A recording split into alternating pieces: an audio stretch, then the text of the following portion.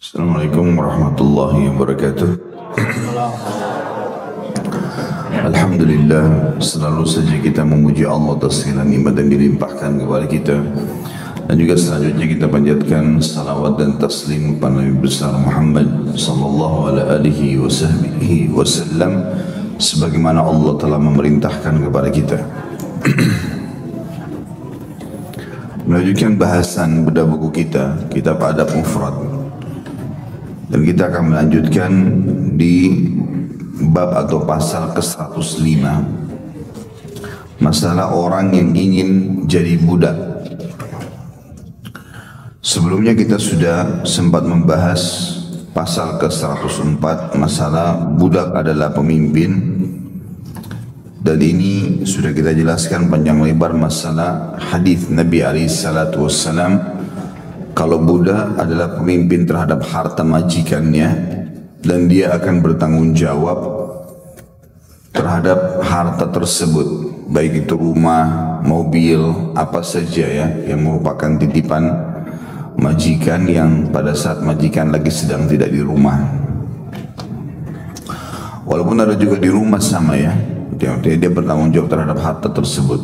Dan ini masuk tentu secara aplikasi kepada seluruh orang yang punya tanggung jawab, diamanahkan sesuatu, staf di kantor, pembantu rumah tangga, supir, semua ini masuk di dalam hal ini. Dalam aplikasinya, tentu saya sudah pernah bilang statusnya berbeda dengan budak, tetapi dalam aplikasi maka akan sama hukumnya dan juga akan sama mendapatkan pahala bila dia niatkan berbuat baik. Karena hadis Nabi SAW tentang budak, kalau dia berbuat baik pada Tuhannya, dia ibadah baik kepada Allah dan juga berbuat baik pada majikannya, maka dia akan mendapatkan double pahala. Ini sudah kita jelaskan panjang lebar pada pertemuan sebelumnya, dan insya Allah kita akan masuk sekarang ke pasal baru. Dan ini pernyataan Abu Hurairah radhiyallahu anhu yang berharap menjadi budak dalam Islam hanya karena niat ingin mendapatkan pahala. Imam Bukhari rahimahullah berkata di hadis nomor 208, Ismail mengabarkan kepada kami, ia berkata, Sulaiman bin Bilal mengabarkan kepadaku dari Yunus, dari Az-Zuhri, dari Sa'id bin Musayyab, an Abi Hurairah radhiyallahu anhu anna Rasulullah sallallahu alaihi wasallam qala al-'abdul muslimu idza adda haqqallahi wa haqqa sayyidihi lahu ajran walladhi nafsu Abi Hurairah biyadi laula al-jihadu fi sabilillah wal hajju wa birru ummi la ahbabtu an amuta mamluka. Dari Abu Hurairah radhiyallahu anhu bahwasanya beliau berkata, Rasulullah SAW bersabda, jika hamba sahaya muslim memenuhi hak Allah dan juga hak tuannya atau majikannya, maka baginya dua pahala. Demi Rabb yang jiwa Abu Hurairah berada di tangannya, kalau sekiranya bukan karena mau berjuang di jalan Allah dan menunaikan ibadah haji serta berbakti kepada ibuku, niscaya aku lebih senang mati dalam keadaan menjadi hamba sahaya. Kandungan hadis ini yang pertama, pelipat gandaan pahala bagi budak yang baik dalam beribadah kepada Rabbnya dan melayani majikannya dengan sepenuh hati. Khusus poin ini sudah pernah kita jelaskan dan berulang-ulang kita paparkan pada pertemuan sebelumnya. Jadi budak manapun yang ibadahnya, sholatnya bagus, puasanya bagus, semua perintah Allah dia jalankan dan juga perintah majikannya, selama bukan maksiat kepada Allah, maka dia akan mendapatkan dua pahala. Yang kedua, gugurnya kewajiban jihad dan haji dari budak. Nanti akan kita jelaskan masalah hukum ini tentunya. Kemudian yang ketiga, yang dimaksud dengan berbakti kepada ibu dalam hadis di atas adalah mengurusnya dalam hal nafkah, pelayanan dan semisalnya yang tidak dapat dilakukan oleh seorang budak karena seorang budak mesti melayani majikannya. Begitu pula dia tidak memiliki harta karena dirinya berikut hartanya merupakan milik majikannya. Kita rincikan hadis ini supaya lebih difahami kandungan maknanya. Potongan pertama dari hadis, ya, kalau kita berikan nomor seperti biasa, adalah sabda Nabi SAW, al-abdul muslimu idha adda haqqallahi wa haqqa sayyidihi lahu ajran. Sesungguhnya seorang budak kalau memberikan hak tuannya, hak Tuhannya dan hak tuannya, maka dia akan mendapatkan 2 pahala. Saya sudah katakan tadi hadis ini atau potongan ini sudah sering kita jelaskan, ya. Secara status antara budak sama staf atau pegawai atau pembantu atau supir itu berbeda secara status, karena budak dia tidak punya hak sama sekali terhadap hartanya dan dirinya, karena dia milik tuannya. Dia bisa diperjualbelikan setiap saat dan dia termasuk harta tuannya. Bukan cuma dia dan seluruh harta atau pendapatan yang dia dapatkan gitu. Secara status beda dengan staf, pegawai, orang bebas. Tetapi secara aplikasi lapangan akan sama. Ya, artinya kalau seorang budak menjalankan hak Tuhannya dan hak tuannya, dia akan dapat 2 pahala. Maka dalam aplikasi staf ataupun pegawai yang terikat akad akan mendapatkan hal yang sama. Asal memang dia beribadah yang baik dengan Tuhannya, lalu kemudian dia memberikan hak atasannya sesuai dengan akad yang dia miliki, maka dia bisa mendapatkan double pahala juga, ya. Misal seorang bendahara, ya, atau sekarang akunting, ya, dia gajinya 5 juta tapi dia kerja di yayasan sosial. Yayasan sosial itu ada alokasi zakat mal 10 miliar dan dia coba untuk mengeluarkan zakat mal itu sesuai dengan tugas dia. Maka di sini dia bisa mendapatkan pahala sedekah 10 miliar karena dia menjalankan itu. Karena dia menjalankan itu walaupun gajinya cuma 5 juta. Dan apapun yang berhubungan dengan masalah pengeluaran dalam perusahaan itu, kalau dia terlibat, kalau dia ikhlas kepada Allah Subhanahu wa taala dan dia menjalankan tugas sesuai dengan akad, maka dia dapat pahalanya. Jadi walaupun dia tidak keluarkan uang 10 miliar untuk sedekah atau zakat, dia dapat karena dia menjadi penyebab daripada teralokasikan perbuatan baik tersebut. Dan seluruh kegiatan sama. Jadi kalau teman-teman bekerja di perusahaan, lalu kita ikhlas dalam menjalankan tugas kita, walaupun kita di salah satu unit perusahaan itu, kemudian perusahaan berkembanglah gara-gara perbuatan kita atau amal yang kita kerjakan, maka bisa saja seluruh gaji yang diberikan kepada staf-staf di situ, pegawai-pegawai, sehingga keluarga mereka hidup segala macam, ini adalah sumber pahala buat kita. Berapa banyak orang di perusahaan itu yang hidup, apalagi kalau perusahaannya besar, pegawainya 1.000, 2.000 orang, dan kita bagian akunting misalnya, atau kita bagian pengadaan, atau kita bagian apalah di situ, dan ini salah satu daripada penyebab roda perusahaan bisa berjalan. Maka kita panen pahala itu semua. Tinggal bagaimana teman-teman sekalian kita ikhlaskan niat, maka Allah Subhanahu wa taala akan berikan itu. Potongan kedua dari hadis Nabi SAW adalah bukan potongan dari hadisnya, tapi pernyataan Abu Hurairah. Beliau mengatakan, "Walladzi nafsu Abi Hurairah biyadihi." Ya. Jadi ini sumpah yang dibolehkan dalam Islam, sumpah yang dibolehkan dalam Islam, yaitu dia mengatakan demi jiwa Abu Hurairah yang ada di tangannya.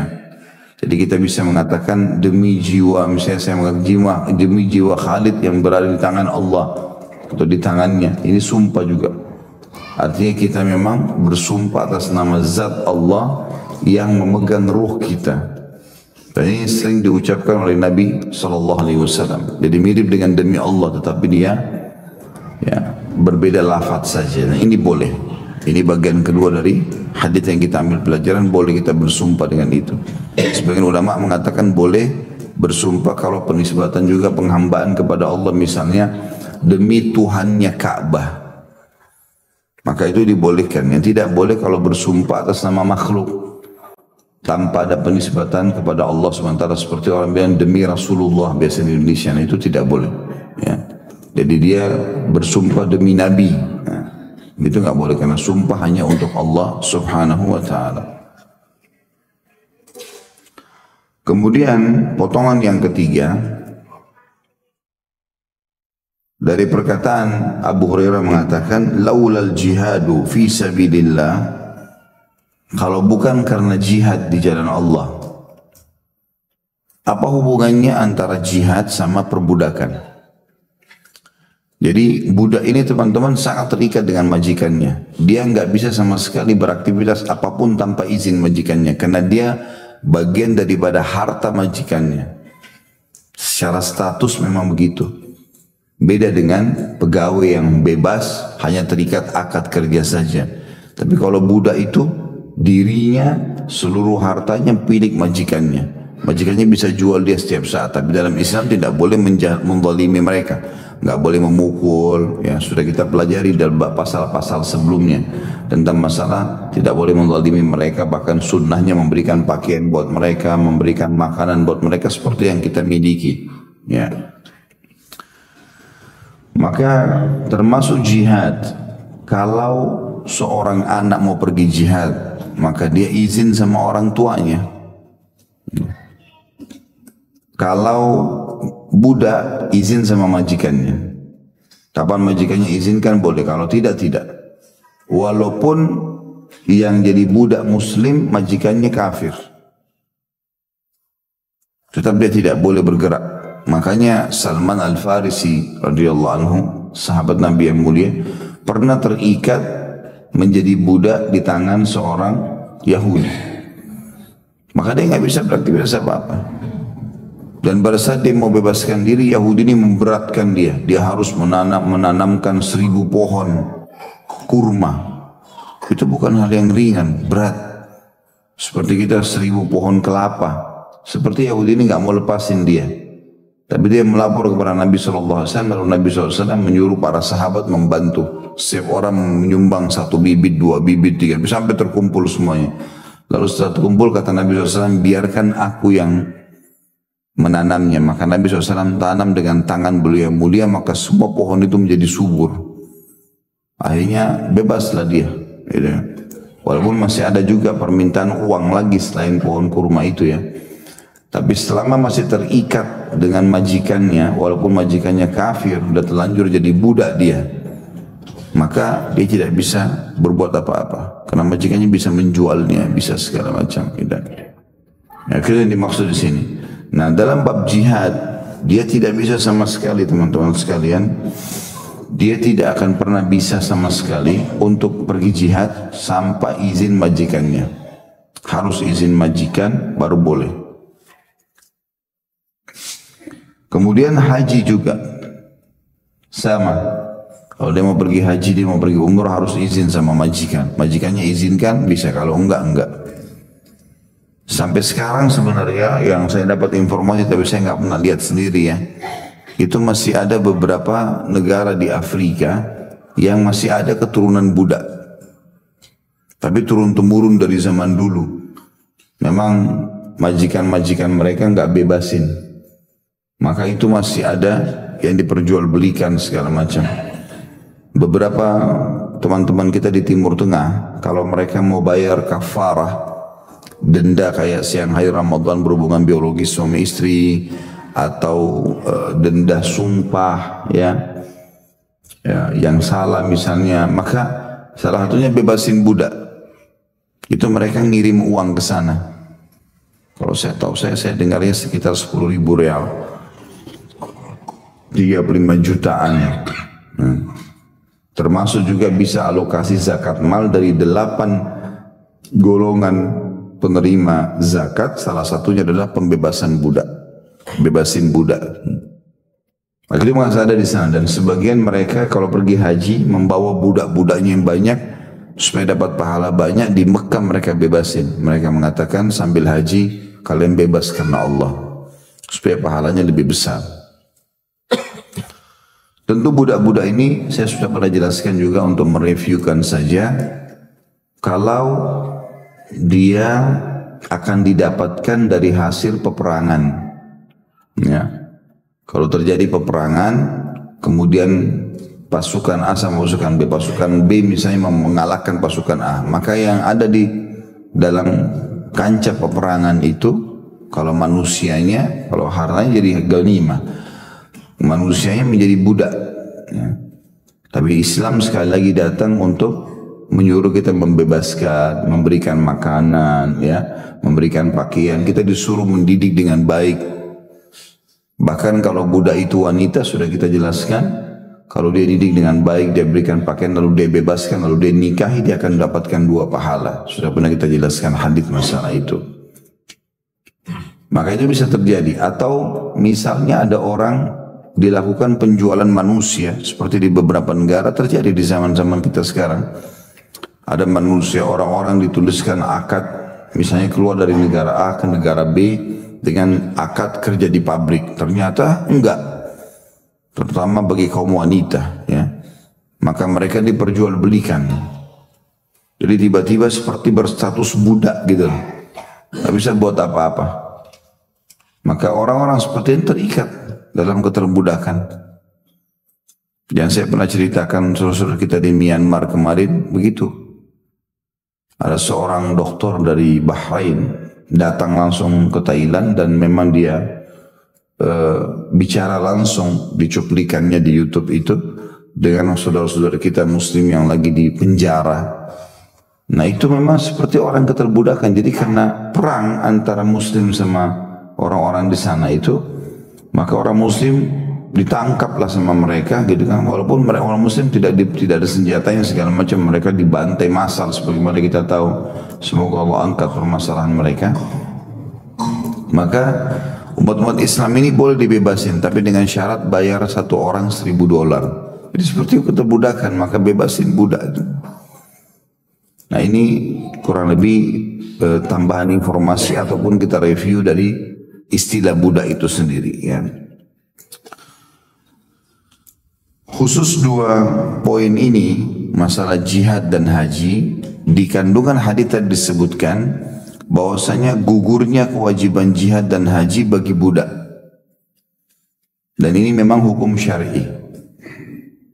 Kalaupun jihad itu diperintahkan untuk pergi berperang, maka budak terikat dengan majikannya, gak bisa sama sekali. Tentu juga dengan pergi haji, kecuali dia bebas. Termasuk juga Jumat, ya, itu menjadi sunnah bagi para budak laki-laki.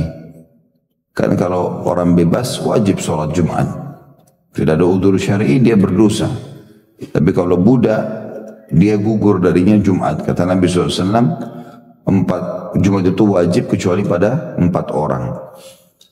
Budak, wanita, anak kecil, dan musafir. Ini berarti gugur dari mereka kewajiban Jumat itu, karena sangat terikat dengan majikannya. Kemudian Abu Hurairah mengatakan wa birru ummi. Setelah dia mengatakan kalau bukan karena jihad, kalau bukan karena haji, kemudian berbakti pada ibuku, birru ummi. Ya, maka di sini masuk dalam masalah bakti kepada orang tua. Sebagian ulama mengatakan tentang masalah posisi budak, khusus budak. Di sini dia mendahulukan majikannya dari orang tuanya. Dia nggak bisa buat apa-apa karena dia bagian daripada harta majikannya. Sampai orang tuanya pun dia nggak bisa berbuat apa-apa. Ya, tentu di sini memang hukumnya syar'inya seperti itu. Kecuali dia sudah bebaskan diri. Tetap dia bakti sama orang tuanya, tapi dia mendahulukan majikan. Mirip dengan kasus istri pada suami. Ini kasus yang berbeda, tapi mirip hukumnya. Jadi bukan berarti istri itu budak, tetapi kasus istri setelah menikah, maka dia dahulukan suami dari orang tuanya.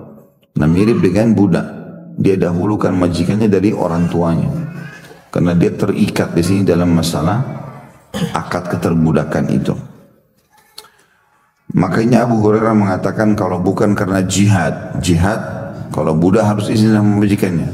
Kalau bukan karena haji, kalau budak juga harus izin sama majikannya. Kalau bukan bakti pada ibuku, ya, karena budak juga harus mendahulukan majikan dari ibunya.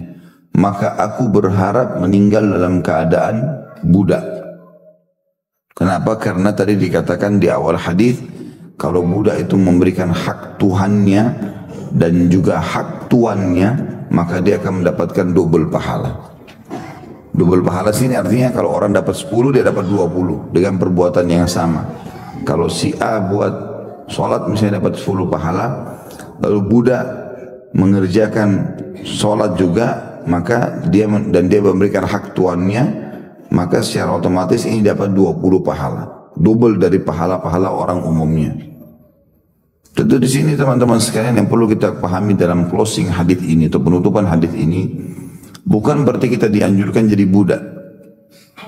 Makanya Abu Hurairah di sini beliau menitik beratkan, kalau bukan karena ini, jihad, bakti sama orang tua, haji, aku berharap jadi budak. Artinya aku tidak ingin jadi budak sebenarnya. Cuma ingin menunjukkan tentang motivasi yang besar kepada para budak supaya jangan berkecil hati. Kalian juga mendapatkan pahala yang besar selama memang belum dibebaskan dari keterbudakan. Dan cukup banyak ya tokoh-tokoh dalam Islam itu dulunya bekas budak, tapi bebas akhirnya menjadi ulama-ulama besar.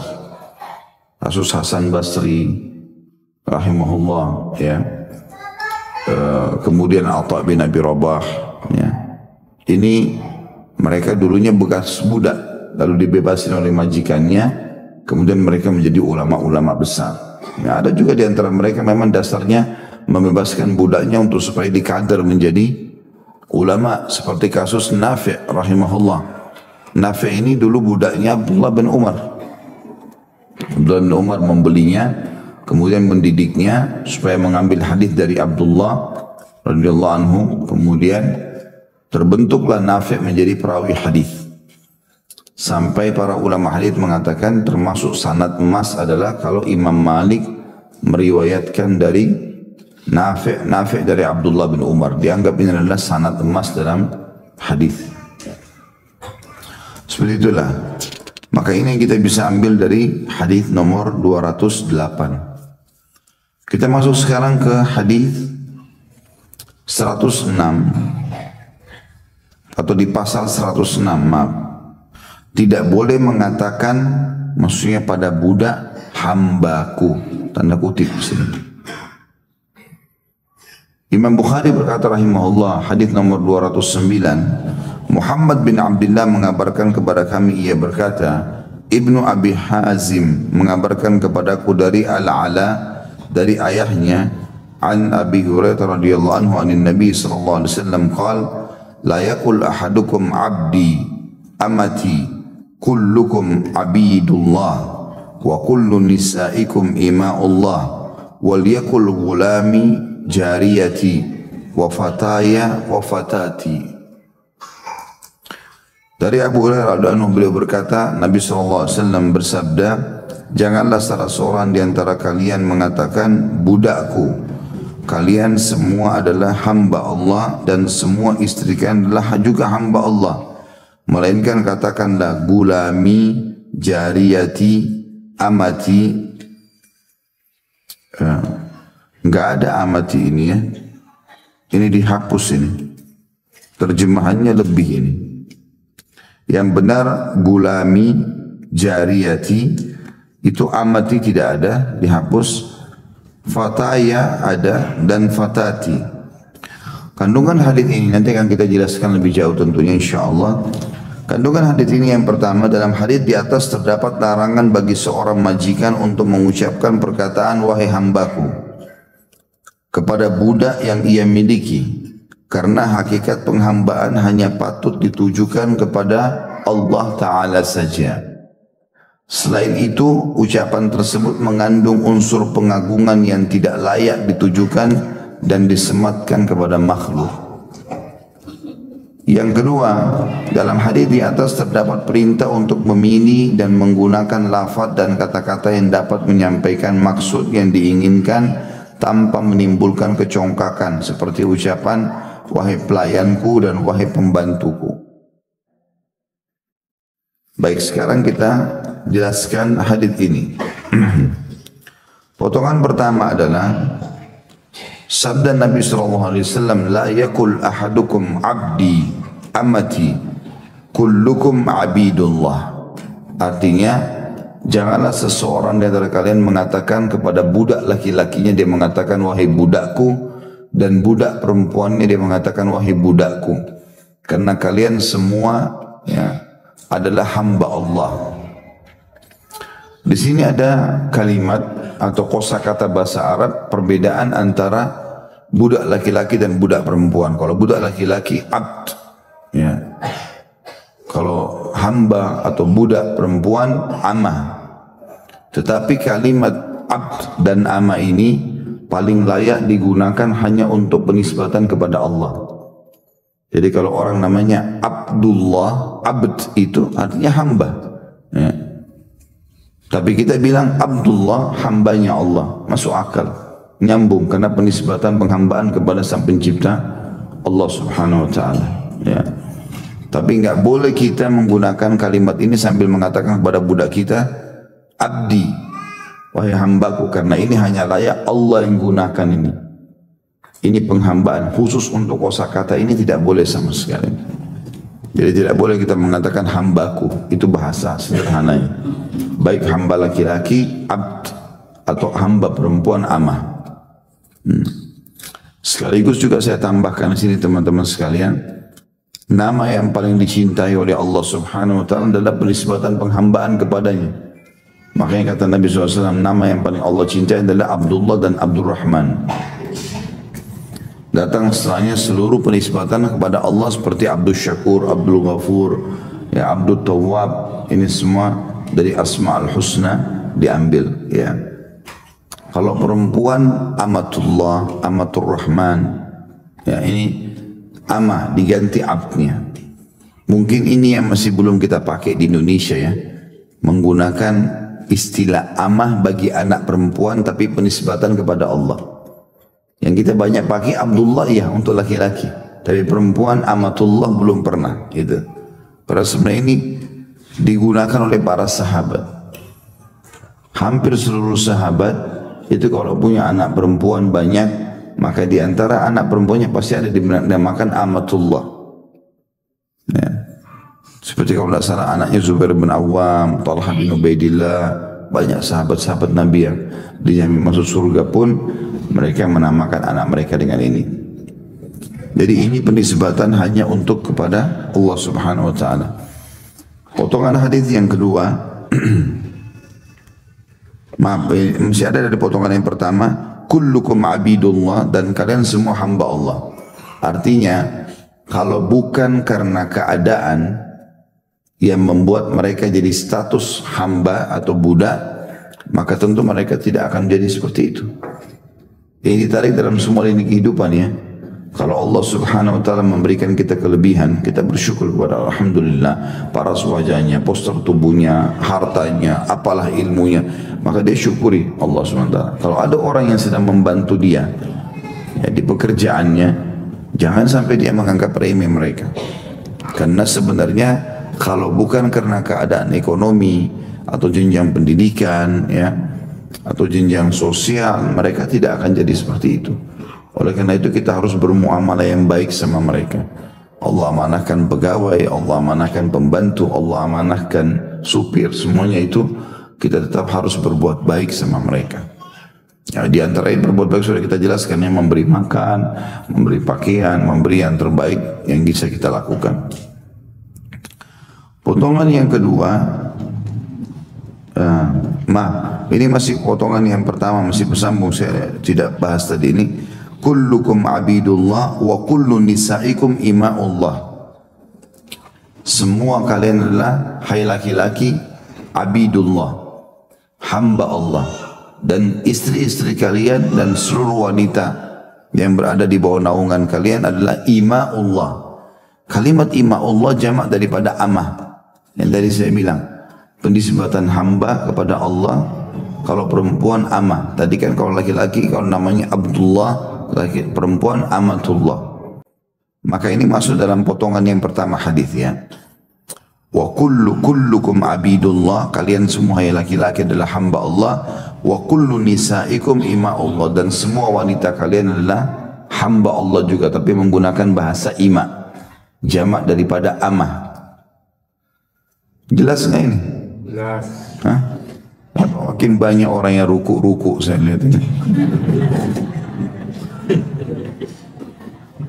Ruku di sholat, atau boleh ruku di rumah, di tidur. Jangan di majelis. Karena di majelis itu kalau ada yang tidur, penyakit akan nyebar ke sebelah. Lama-lama nyebar ke materi. Kalau sudah ada satu yang nguap, kita lihat orang nguap, kita juga mau nguap biasanya. Manusia ini makhluk sensitif. Kita nggak mau kencing, ada yang bilang di sebelah, saya mau kencing dulu ya. Kita juga terfikir. Jadi jangan tidur di majelis. Walaupun di sini tidak ada, masya Allah. Saya cuma mengingatkan saja. Sebelum tertidur, diingatkan dulu. Baik, potongan selanjutnya, ini potongan kedua dari hadis. Wal yakul gulami jariyati fataya dan fatati. Maka semestinya dia cuma mengatakan kepada budaknya gulami. Ini untuk laki-laki. Sebenarnya gulam itu istilah untuk anakku. Seperti itulah. Gulam ini digunakan untuk anak laki-laki biasa. Ya. Makanya kata Nabi SAW dalam hadis tentang masalah akikah, kalau gulam anak laki-laki, sembelihlah buat mereka 2 ekor kambing. Digunakan istilah gulam. Maka untuk menghormati si budak tadi, kita jangan bilang hambaku ini, tapi kita mengatakan anakku. Kita boleh mengatakan anakku. Ya. Posisi mengucapkan anak ini sebagai bentuk penghormatan, walaupun majikannya lebih muda. Nah, makanya di zaman khilafah dulu, kerajaan-kerajaan Islam itu raja walaupun lebih muda, biasanya dipanggil ayah oleh masyarakatnya. Ya, begitu juga dia menyebutkan kepada masyarakatnya anak-anakku. Ini bukan berarti penisbatan ayah sama anak, tapi bentuk penghormatan. Dan kalau kita menganggap atau menggunakan bahasa pada budak kita, hai anakku, maka berarti akan menggembirakan dia, dianggap anak, dan kita pun akhirnya merasa, oh ini seperti anak saya, kita akan berbuat baik. Istilah anak bagi perempuan jariyah, makanya di situ dikatakan jariyati. Nah, gulam untuk anak laki-laki, jariyah untuk anak perempuan.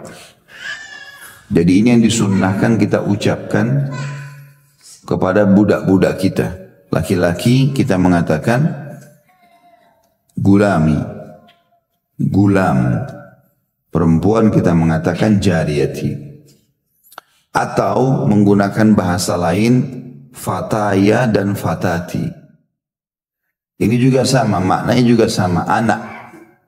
Bisa juga diartikan dengan makna lain, pelayanku. Pelayan. Bahasa sekarang juga pembantu. Ya. Dan jangan pernah ada pemahaman bahwasanya kalimat pembantu, pelayan ini berarti terhina ya. Sama sekali enggak. Sama sekali tidak.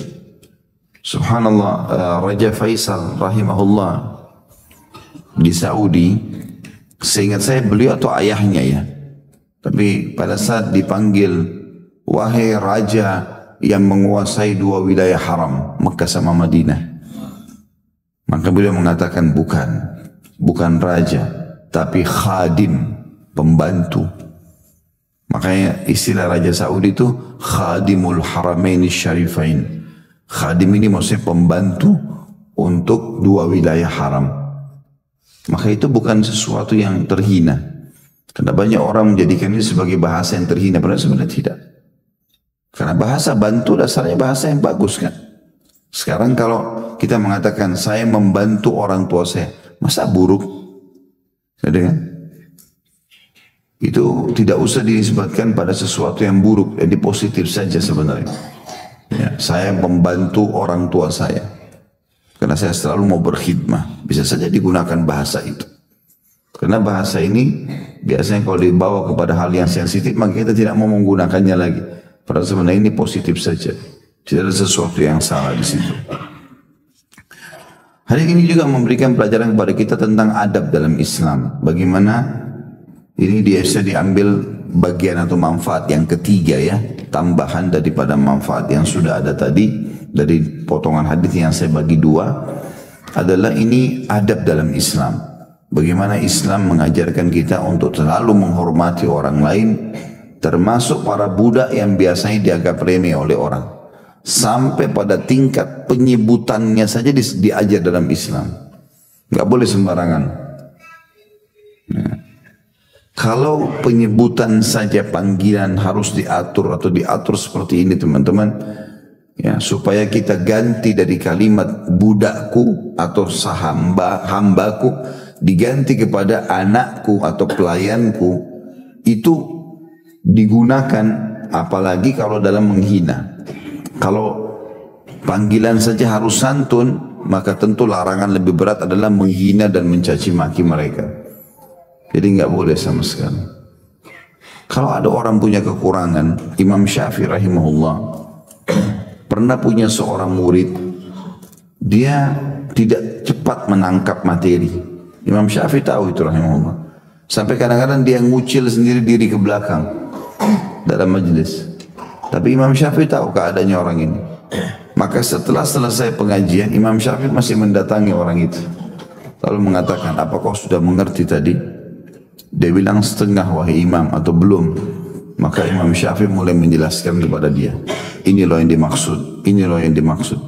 Lalu dia memberikan gambaran, sudahlah imam, tidak apa-apa, saya memang agak telat dalam memahami. Dia bilang tidak masalah. Diulangilah sama Imam Syafi'i rahimahullah, karena orang kalau niatnya ingin mencari pahala beda dengan orang yang mencari indikasi duniawi. Kalau indikasi duniawi maka dia tidak peduli orang faham nggak faham terserah. Tapi kalau indikasinya akhirat beda. Target bagaimana semua yang hadir harus faham masalah itu. Seringkali saya tanya, sudah faham? Sudah faham? Kadang-kadang kalau belum, ada yang mengatakan pernah Ustaz bisa diulangi, saya ulangi lagi. Tujuannya memang untuk pemahaman. Apa gunanya kita datang dalam majelis kalau nggak difahami? Faham supaya mudah diamalkan, gitu kan? Itu contoh saja. Jadi memang Islam datang betul-betul memuliakan manusia. Ini adab dalam Islam. Ya, tata krama yang sangat baik. Itu juga dalam masalah rumah tangga. Nggak boleh kita buru-buru langsung memvonis pasangan.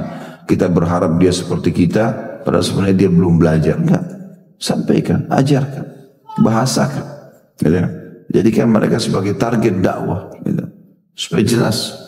Siapapun itu. Para sahabat, para kaum salafus salih, mereka sangat bersabar dalam berdakwah.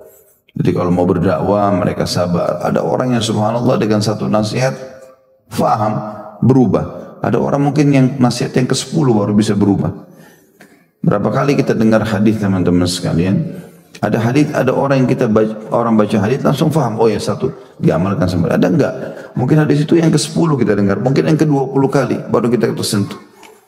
Umar bin Khattab berkata radhiyallahu anhu pada saat meninggal Nabi SAW, beliau susah sekali untuk bisa memahami meninggalnya Nabi. Maka beliau dengan emosinya henuskan pedang, mengatakan siapa yang mengatakan Muhammad telah mati, aku akan tebas lehernya. Jadi sahabat dalam keadaan yang lainnya sedih dengan meninggalnya Nabi, plus lagi takut dengan Umar gitu. Maka Abu Bakar datang lalu menepuk pundaknya sambil mengatakan, tenanglah hai Umar. Maka pada saat Umar lihat Abu Bakar, dia tenang. Lalu kemudian Abu Bakar mengatakan, siapa yang menyembah Allah, Allah itu hidup dan tidak akan pernah mati. Dan siapa yang menyembah Muhammad, Muhammad sudah mati. Lalu dibacalah ayat oleh Abu Bakar tentang masalah Rasulullah SAW pasti akan meninggal dunia. Umar mengatakan, sungguh ayat itu saya hafal benar. Betul-betul saya hafal ayat itu di luar kepala saya. Tapi seakan-akan saya baru dengar hari ini. Jadi ada saja ya, orang-orang mungkin yang belum sampai kepadanya atau sudah sampai pun tapi engahnya nanti di waktu-waktu tertentu. Ini juga tentu masalah hal pelajaran yang bisa kita tambahkan di dalam hadis kita. Selanjutnya nomor atau pasal nomor 107, bolehkah mengatakan tanda kutip sayyidi atau tuanku? Kalau tadi kan tidak boleh mengatakan hambaku. Sekarang kalau mengatakan tuanku boleh atau tidak? Hadis yang pertama dalam pasal ini adalah hadis nomor 210. Imam Bukhari rahimahullah berkata, Hajjaj bin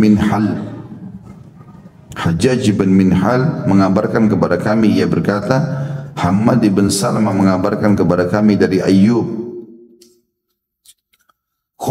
Habib, dan Hisham, 3 orang dari Muhammad an Abi Hurairah radhiyallahu anhu anin Nabi sallallahu alaihi wasallam qala la yaqulanna ahadukum abdi wa amati wa la yaqulanna al-mamluku rabbi wa rabbati wal yakul fataya wa fatati wa sayyidi wa sayyidati kullukum mamlukun war rabbullahu azza wa jalla. Dari Abu Hurairah radhiyallahu anhu dari Nabi sallallahu alaihi wasallam beliau bersabda, janganlah salah seorang di antara kalian berkata abdi, hambaku, dan jangan pula dia berkata atau janganlah budak berkata Rabbi, Robku. Hendaklah ia berkata fataya dan fatati atau serta sayyidi dan sayyidati. Setiap kalian adalah hamba dan Rabb, pemilik kalian adalah Allah subhanahu wa ta'ala, atau Allah maha suci dan maha pemurah. Pelajaran dari hadis ini atau kandungan hadis yang pertama, larangan bagi budak mengucapkan kepada majikannya wahai Rabbku. Karena hakikat rububiyah hanya milik atau dimiliki oleh Allah Ta'ala. Dan makna Ar-Rabb adalah raja atau zat yang mengurus segala sesuatu. Dan hal tersebut tidak ditemukan secara hakiki kecuali pada diri Allah subhanahu wa ta'ala saja. Kemudian poin nomor 2 dikatakan sini, dia ada penjelasan hadis nomor 209 ya. Maksudnya mirip dengan hadis yang sebelumnya. Kita bedah hadis ini lagi. Perkataan Nabi SAW, la yaqulanna ahadukum, janganlah seseorang dan antara kalian mengucapkan. Ini berarti larangannya sangat tegas berhubungan dengan masalah itu. Larangannya sangat tegas, berarti tidak boleh sama sekali mengucapkan ini. Apa yang dilarang? Abdi wa amati. Sudah kita jelaskan di hadis sebelumnya. Abd, hamba sahaya, ya, atau hamba kepada laki-laki, budak laki-laki, dan ama budak perempuan. Karena ini adalah penghambaan atau penisbatan ini hanya untuk Allah subhanahu wa ta'ala. Abdullah atau amatullah. Dan yang sudah kita jelaskan tadi, wala yakulannal mamluk rabbi wa rabbati. Ini yang kita ingin tambahkan pada hari ini atau pada hadis ini. Dan janganlah seseorang budak berkata kepada atau kepada majikannya Rabbi wa Rabbati. Jadi ini istilah bahasa Arab ya. Kalau Rabb itu artinya pencipta, pemilik, penguasa. Walaupun salah satu makna Rabb adalah pemilik, tidak boleh dia mengatakan ini Rabbi, maksudnya ini pemilikku, ini yang memiliki aku. Tapi itu tidak boleh dibahasakan karena istilah Rabb hanya untuk Allah subhanahu wa ta'ala. Makanya kita bilang Rabbi gufirli, wahai penciptaku, ya, pemilikku, penguasaku atau yang menguasai aku, ampunilah aku misalnya. Maka tidak boleh seseorang budak mengatakan kepada majikannya kau Rabbi, ya. Begitu juga dengan perempuan Rabbati. Tetapi wal yakul fataya wa fatati,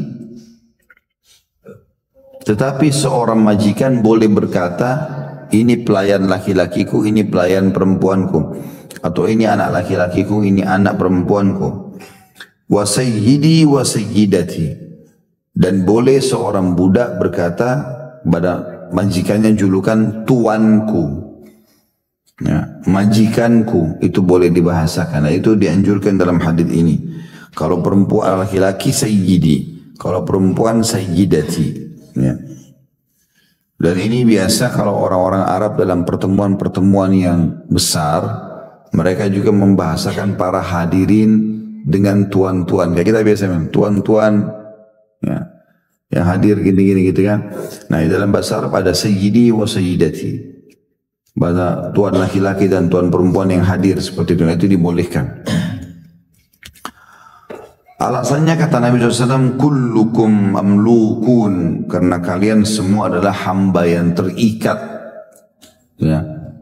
Kepada siapa? Warrabbu Allahu Azza wa Jal. Dan Rabb yang sebenarnya, pemilik yang sebenarnya adalah Allah yang Maha Suci dan Maha Pemurah. Ya. Dan situ dijelaskan tadi di poin pertama masalah kandungan hadis adalah rububiyah. Kalimat rububiyah sama diambil dari kata Rabb. Kita mengesahkan Allah Subhanahu wa taala ya untuk lebih rinci melalui 3 poin ya. Tauhid rububiyah namanya. Mengesahkan Allah dari sisi Rabb-nya, penciptaannya. Ini teman-teman sekalian mengakui langit, bumi, pergantian siang malam, fenomena yang terjadi di antaranya adalah hujan, segala macam, itu yang ciptakan Allah. Itu namanya rububiyah. Dan kita harus bertauhid di situ, mengesahkan Allah. Yang kedua tauhid uluhiyah, pengesahan Allah dari sisi ibadah. Nah, orang-orang Mekah dulu mereka bertauhid secara rububiyah, tapi mereka tidak bertauhid secara uluhiyah. Kalau orang-orang Mekah dulu, Abu Jahal, Abu Lahab ditanya, siapa yang ciptakan Ka'bah? Punya siapa Ka'bah ini? Mereka bilang Allah. Siapa yang ciptakan langit dan bumi, mengatur pergantian matahari dan bulan atau siang, pagi dan malam? Mereka akan mengatakan Allah. Maka mereka bertauhid kepada Allah dari sisi rububiyahnya. Mereka tahu patung-patung ini nggak bisa menciptakan apa-apa. Maka waktu ditanya, kenapa kalian sembah patung-patung ini? Allah kekalkan melalui lisan mereka dalam Al-Quran, ma na'buduhum illa liyuqarribuna ilallahi zulfa. Kami nggak sembah berhala-berhala ini kecuali menjadi perantara antara kami sama Allah. Sementara Allah nggak mau perantara benda mati. Kalau orang tua kita masih hidup, kita mengatakan tolong doakan saya, teman kita orang soleh, guru kita, mungkin. Tapi kalau orang sudah mati, nggak boleh kita minta supaya dia berdoa kepada Allah untuk kita, karena sudah meninggal dunia. Nah, secara uluhiyah, ibadah, setelah kita yakin Allah menciptakan langit dan bumi, kita juga harus mengesahkan Allah dari sisi ibadah. Jadi puasa, sholat, tawaf, zikir, semua ini hanya kepada Allah SWT. Itu namanya tauhid uluhiyah. Nah, orang-orang Mekah dulu mereka bertauhid rububiyah, tapi mereka tidak bertauhid uluhiyah. Mereka masih mempartnerkan Allah dengan makhluk di ubudiyahnya, di penyembahannya. Jadi mereka menyembeli untuk Allah, juga menyembeli buat berhala. Ya. Mereka bersedekah buat Allah, mereka bersedekah juga buat berhala-berhala mereka. Gitu kan. Maka ini mereka merusak namanya tauhid uluhiyahnya.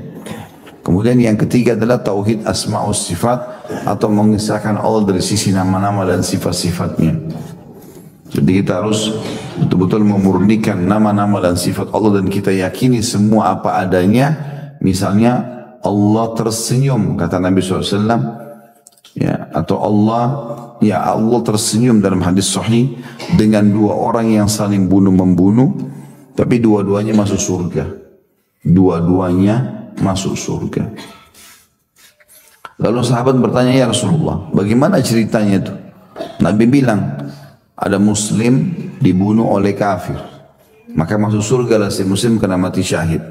Berjalan waktu, si kafir ini dapat hidayah. Dia masuk Islam, dia juga berperang, dia pun terbunuh mati syahid. Maka Allah tersenyum melihat 2 orang ini. Dua-duanya mati syahid, dua-duanya masuk surga. Tadinya awalnya saling bunuh-membunuh.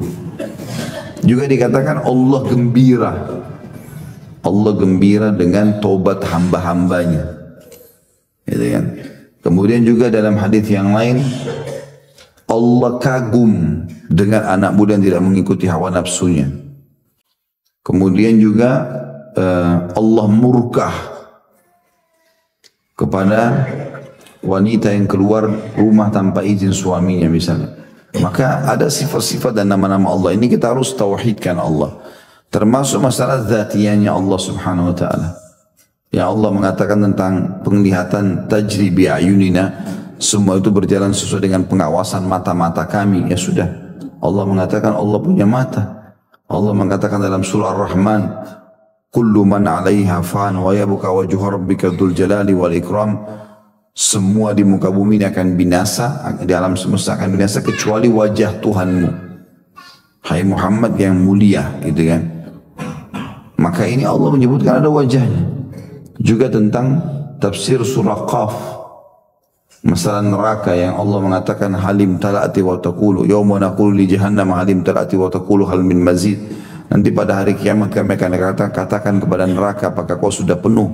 Neraka akan mengatakan apakah masih ada tambahan?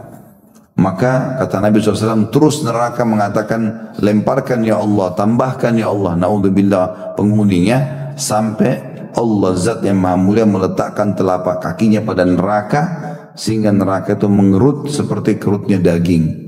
Ya, dan dia mengatakan cukuplah dengan kemuliaanmu, cukuplah dengan kemuliaanmu. Maka Allah SWT sebutkan tentang masalah itu. Ya, ini semua kita harus mentauhidkan Allah SWT, kita esakan Allah dan tidak samakan dengan makhluk. Ya.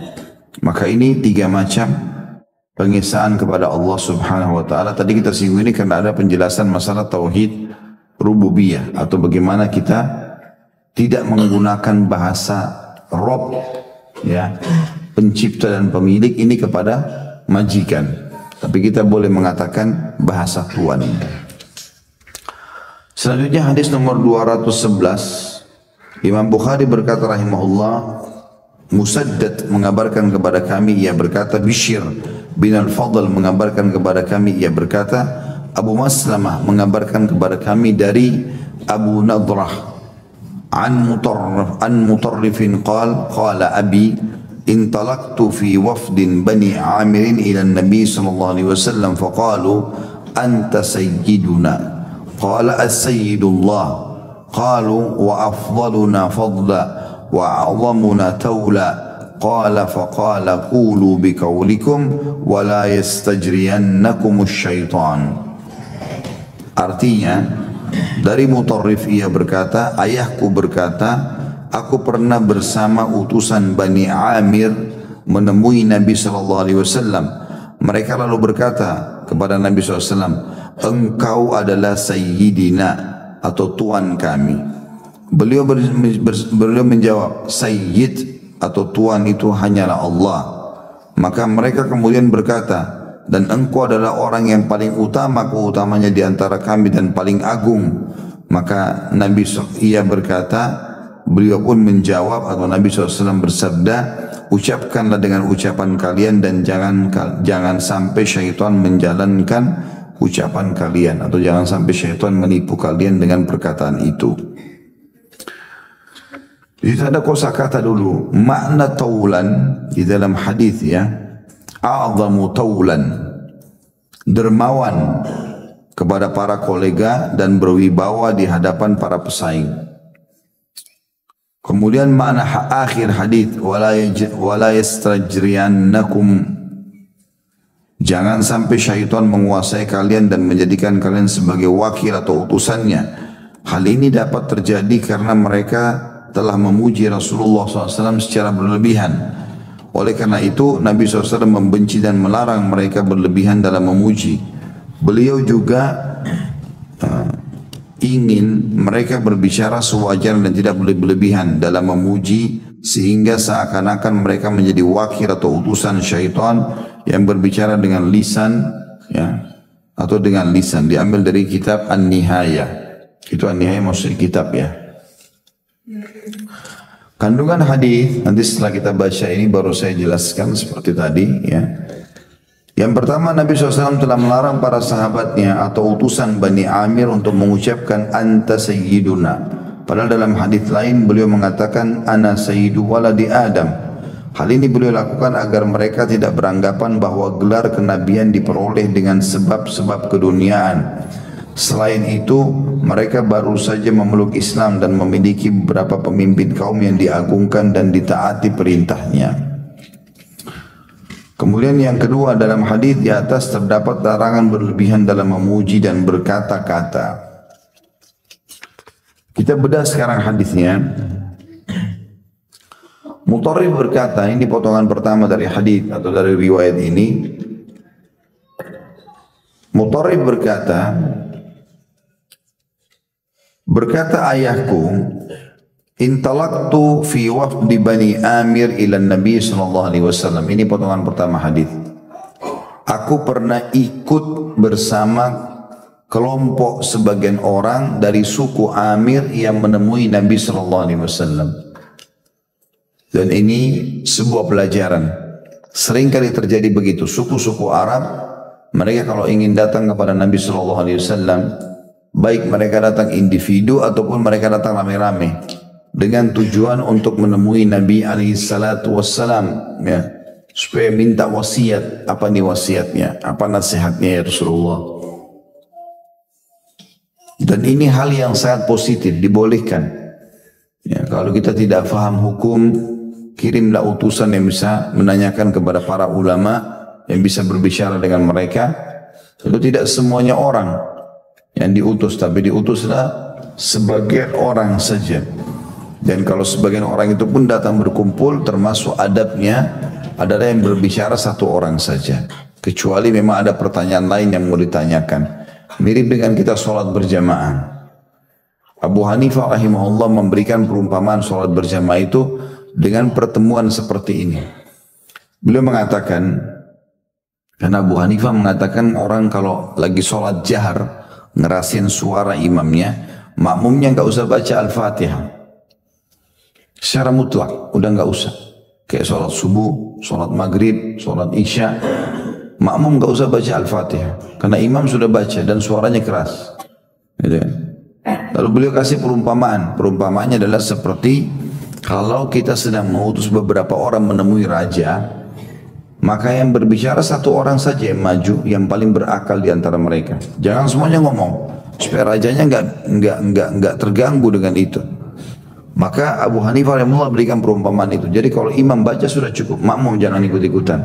Karena Nabi SAW pernah berkata, pada saat beliau lagi sholat, begitu beliau bilang waladhdallin amin, ada beberapa sahabat rupanya baca Al-Fatihah dengan suara ribut gitu loh.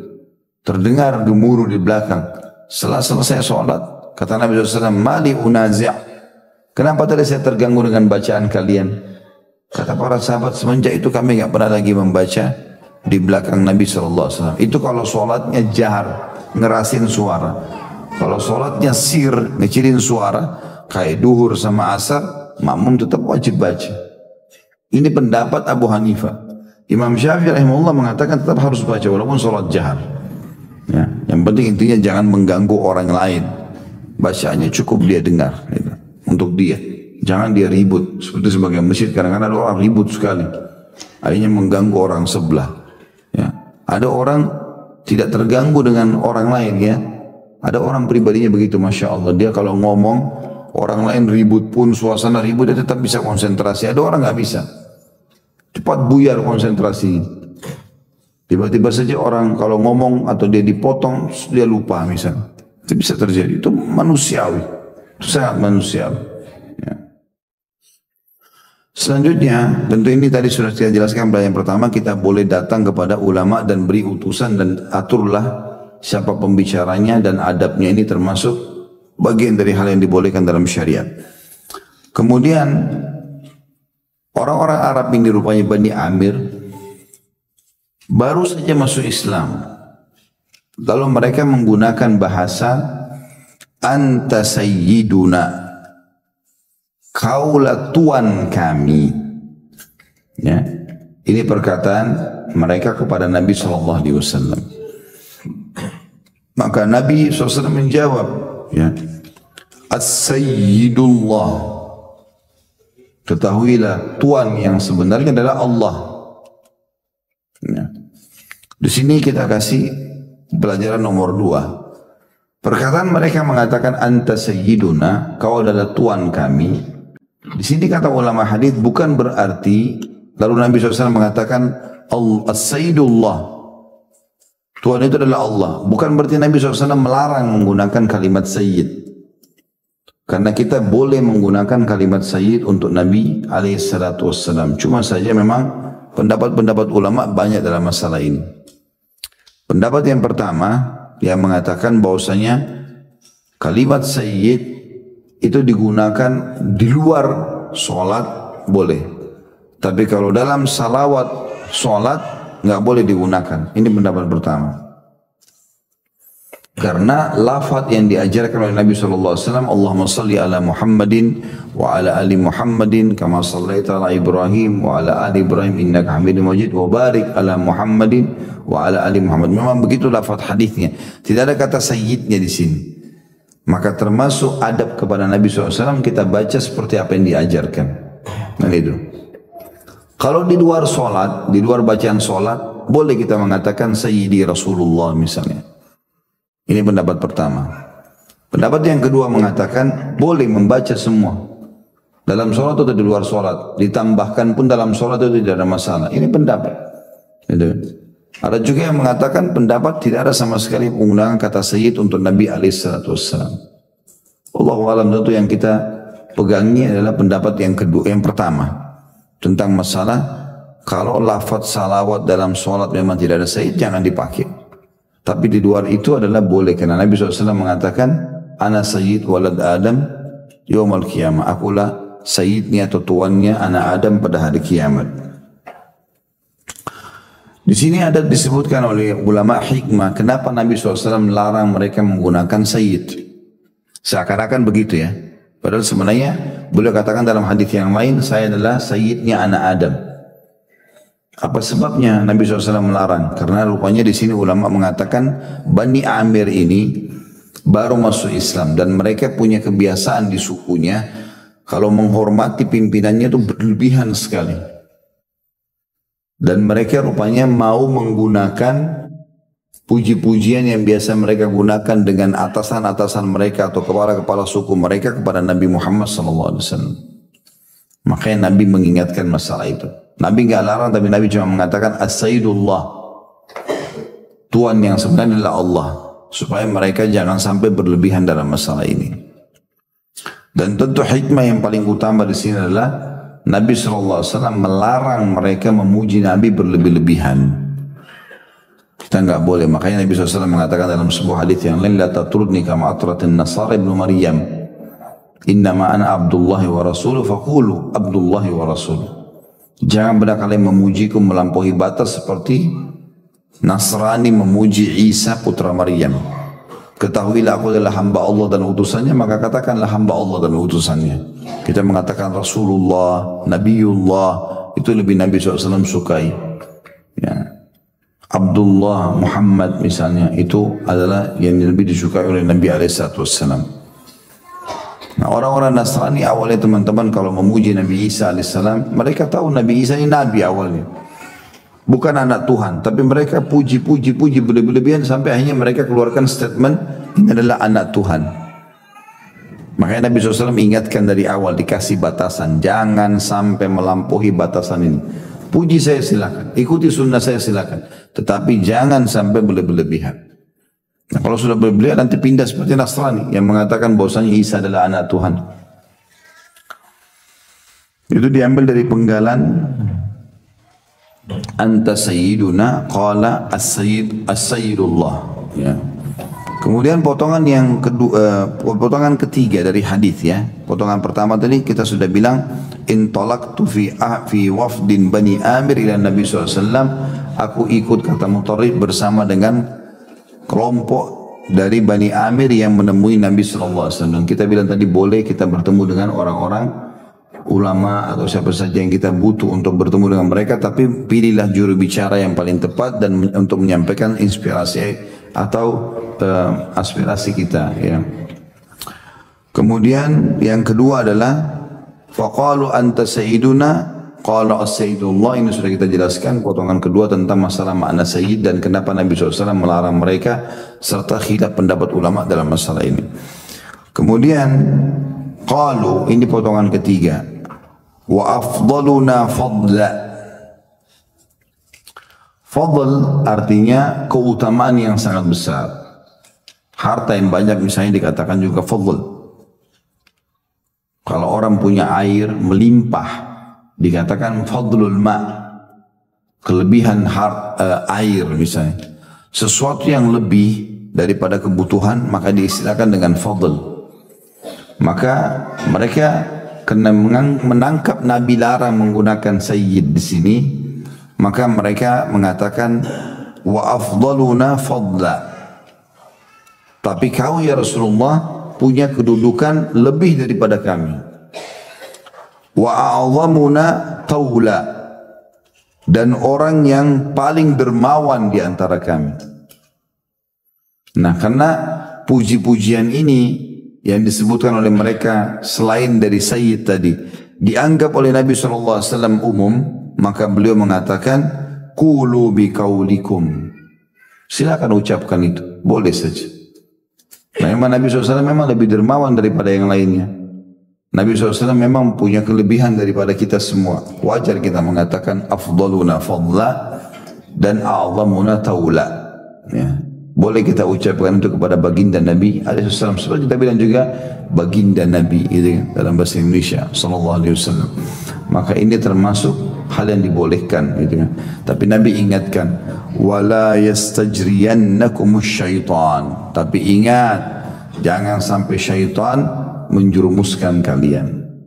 Ada orang memuji Nabi SAW melampaui batas sampai akhirnya puji-pujian yang untuk Allah pun diberikan kepada Nabi alaihissalam. Ini tidak boleh, ya. Nah, kita jangan sampai melampaui batas sehingga akhirnya keluar dari rel syar'i yang dibolehkan tentunya. Baik, selanjutnya nomor 108.